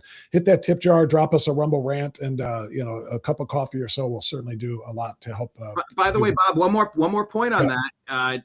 All of the people watching, there are Rumble subscriptions, $5 a month or something. You sign, you click the button, and you go, hey, as long as Bob's making shows with Strictly Speaking, I got $5 a month. I can buy a cup of coffee. Like, and that's one thing. You go, it doesn't make a difference. Well, when 20 people do it, that's $100. Like, yeah. 200 people do it. Okay, now it starts building out the show. Like, everything has operating expenses, upgrading the technology, the high internet speeds to get the staff, the crew, the post-production work. It all requires funding. And since you have transitioned into this space, it's all from the crowd. And I saw Patriot Warrior came over. Patriot Warrior, I said in my chat, because I go live in 2 minutes, but it's okay. I run my own show. I can be 15 minutes late if I want to. I don't care. My people know where I'm at, and I sent some of them over to your show. But Patriot Warrior gifted us a box of the New American Media mugs for our supporters. And it's awesome. Just the love from the community is just it's the best. The commenters, the regulars at the bar. Thank you from the bottom of my heart, and please support Bob the same way. Thank you for that. And that's exactly the point, because we are 100% Patriot sponsored now. If I'm going to be able to continue doing this show, it's going to be with a partnership with you. You're going to have to help, or else I'm just not going to be able to do it. I can only go into the red so far, much less actually being revenue positive. So please support in any way that you can. I put a whole bunch of that stuff up on the crawl at the bottom, different places you can donate. And then of course the tip jar at the bottom there too. So anyway, I wanted to just hit a couple of things here before you go off to your show. Let's see here. We should always protect Christians no matter where they are. That's going back to the topic. That's not where I want it to be. Photo ID, paper ballots, votes counted by the end of election day. Agree with that. Need to vote out rhinos. No, there's something formatic that I wanted to ask you about. Somebody brought up. I think it was about how to like and how to subscribe and so on and so forth. Reminders here, hit that thumbs up, fans. Exactly right. And then Lindy said, close the chat to see the thumbs up. Is that true? You have to close the chat in order to be able to see where to click thumbs up? On my side, I'm watching your stream right now. By the way, thank you for the listeners who are actively engaged. And the thing we do on the TNAM Daily Show is we'll do a question of the day, and we'll just people will put their response in. I clicked the thumbs up off from 20, it was like 23 or 24. I clicked it again, and now it's at 45. So it's doubled since we asked people, hey, please remember to smash the like button. Some people don't. Yeah, first of all, we need to let people know who don't know that the thumbs up is the like button. That's what we mean when we say like it, when you say hit that. But there's like some dispute in the chat about it. Lindy said, close the chat to see the thumbs up. Gregory said, where is the button? There's a Patriot Warrior in the comments, one of our regulars on TNAM Daily Show. He said, that's for the phone users. It might be different for the format when you're watching on your phone versus. Okay, there you go. Probably. Thank you, John. We appreciate you, John. That could very well be it. I'm just going to look on my own phone now, because what the hell? Yeah, and it's just we're all on iPads and phone devices, or some of us streaming onto the television, and there's 1,000 ways to watch. Okay, so on the phone, I'm literally asking here as we go, how do you get into the live chat? If I did, never mind, there it is. It just tapped the main screen. Okay, but like you said, like you just did there, you go, huh? What do I? And then okay. So yeah, you might have to fiddle with it, tap a couple things. But now but now here's the thing: it shows that I'm in. It says live chat, 140 viewers, but under the live chat it says no messages. Be the first. And I'm just going to type the word test in here. Yeah. And it's not there. You come up as True Blue Streaming Test. Yeah, that's the name of the account. I tried to let everybody know that. True Blue Streaming is the name of the account. The channel's name is Strictly Speaking Unfiltered with Bob France. But yeah, there's nothing showing up in the chat. Sorry, CMG in chat says if you're on your phone, you have to close the chat to get to the thumbs up. Close the chat to get to what? To the thumbs up okay. That's what somebody else set up here too. Okay. So if you're doing it on the phone, you got to close the chat, then go back and hit the thumbs up, then go back into the chat. Every day we're tweaking this. Every day we're trying to level this up, and it's a partnership. We appreciate all of you being here for it. Okay. Yeah, I just wanted to get that kind of formatting thing out of the way here because people need to know. And then also, as far as the subscribe, the subscribe button is actually right below the chat, at least on the computer screen that I can see. That's where you can click subscribe. I don't know exactly where it is on the phone because, like I said, I don't do this while I'm doing the live show. What about subscribing on the phone? Where does that show? Good question. Because if I scroll, there's like if I'm out of the live chat and I'm just looking at the actual show, underneath the name of the show, I can see the join button. That's for locals, which is coming. Don't worry about that yet. That's going to be for locals. Then I see a notifications button. You got to make sure that your notifications are turned on. And then under that, there is the like button. Then there's the share button. Then there's the live chat button. Then there's the comments button. Then repost, then save. I don't see subscribe. So when I tell people to subscribe and they don't know how to subscribe, that's a problem because I don't even know how to tell them that. Yeah, because the bell is for push notifications. So you get notified as soon as Bob goes live or uploads new videos. You want that. You want that clicked. You can get email notifications as well, regular emails with their new content. It's I see what you're saying. Yeah, I don't see a subscribe button for the phone user. I see it on my main screen, which is a desktop version. It's underneath the chat where you type your messages. There's a subscribe button there. But by the way, shout out to CMG, who is now a monthly. I was just about to. I just saw that because I'm looking in the same spot. Yeah, monthly supporters are awesome. Seriously, anybody who can make a monthly tip or donation and set it up as on a recurring basis. God bless you. That is awesome. That's how that's how we maintain our partnership. So thank you to CFG. Yeah, you look at people like Louder with Crowder have been doing this for a long time. I mean, sort of the tip of the spear with their half Asian lawyer, Bill Richmond, going in and suing YouTube over and over. And they eventually said, forget it. We're just exclusively going to Rumble, as so many people have, or people have, put some brief content there, but for the good stuff, you go to Rumble. I mean, it is crowdfunded. It's a mug club. It's a monthly support. It's Patreon. And by the way, all this stuff crawling, it's just to press pause in any show, and you can just press pause and go, what is the Facebook? Okay, what is it? Just press pause, let it scroll over, press pause. Oh, that's how I shoot a Venmo. That's how I sign up on Patreon. That's how all right, what is your account on YouTube? That's how you do it. You just press pause on any live show when it's scrolling there. We've been forced out of the public square, so we're building our own, As Obama said, you didn't build that. You didn't build that. Well, we're building this now, so take that and shove it, Mr. Barry Obama. Well, to wrap this up, first of all, CMG says she is Christine from Amherst. Christine, God bless you. Love you. Thank you, sweetie. That is fantastic. I appreciate that. Just Jan. Jan, that's you. I think you might not have gotten an email back, but yes, I did get your check donation. And I thank you so much for that. We got to make sure you check your email or maybe check your spam because I am 99.999% sure anybody who gave me a donation that was not by way of one of these online things, who actually sent checks and did not give me email addresses to thank them, I don't know what to do other than to say thank you on the live show right here because I don't have any way to respond. But if you do have an email, I should have already responded to you if I have your email address. So thank you, Jan, and thank you to everybody who's donated. So yeah, so we're up to 965 people or something like that. We need that to be over 1,000 very quickly. We need to then hit the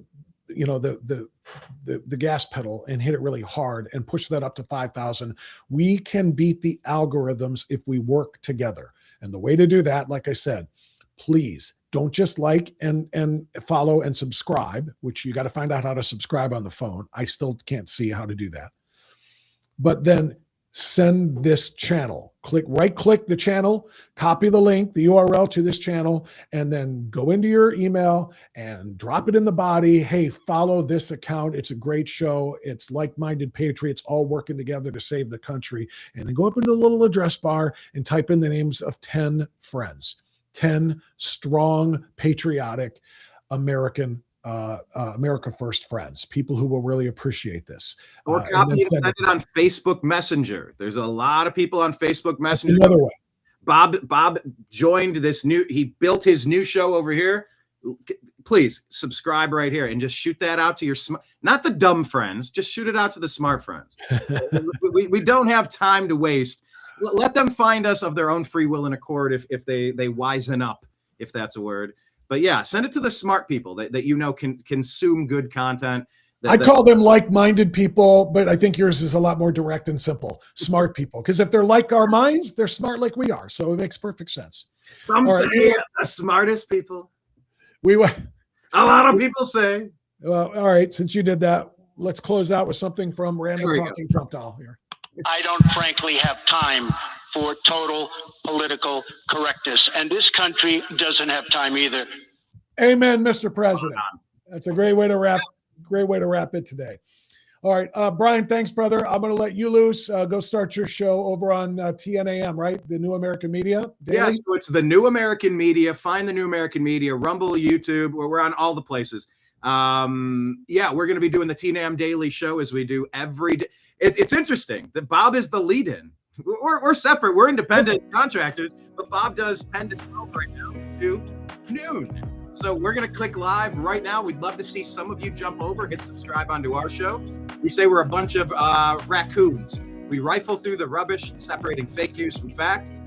I'll share a lot of stories. We think about it. We talk about it. A share doesn't equal an endorsement, but we're trying to do the deep dive about what people are talking about and just get smarter about the way that we think about the stories in the news. Bob, appreciate you as always. Merry Christmas and Happy New Year, sir. And I always appreciate your help too. Thank you, Brian. Have a great show over on TNAM Daily. And that is going to do it for Strictly Speaking Unfiltered today. So our second week is now in the books, 9 shows because we didn't have a live one yesterday on Christmas Day. But thank you to those who found their way here. Again, we're growing. But as I told you at the top of the show, my quote a day calendar that I've had for 35 years that I keep on my desk. Yesterday's Christmas Day quote was, "The journey of 1,000 miles starts with a single step." We have just taken our very first step now. We're 2 weeks into the infancy of this show, and we're on a journey of 1,000 miles. I need you to help me walk that journey faster, to take more steps faster. Share the show, share the channel with people that you know. Online, social media, emails, however you can. It is going to make a huge difference in 2026, and that's what this is all about. It's a mission. Thank you. God bless. Be well, be safe. Don't forget, subscribe to the newsletter too, because you'll have another one day after tomorrow. Sunday morning, 6 a.m. I send that out to everybody who's a subscriber. There's around 2,500 subscribers to Strictly Speaking this week. It'll be in your inbox Sunday morning if you subscribe now. All you got to do to subscribe is go to strictlyspeaking.org. That's my webpage, strictlyspeaking.org. It'll pop up. Put in your name, put in your email address, and you will get this Sunday's issue in your inbox Sunday morning at 6 a.m. So until we talk again next week, thank you for being here and being a part of the show. Especially thank you to the chatters. Thank you to those dropping tips, hitting the Rumble Rants button down there as well, and anybody making donations to help keep this show alive. It's the only way it's going to work is if we truly make it a partnership and work together. Thank you all. God bless. See you Monday. Bye-bye.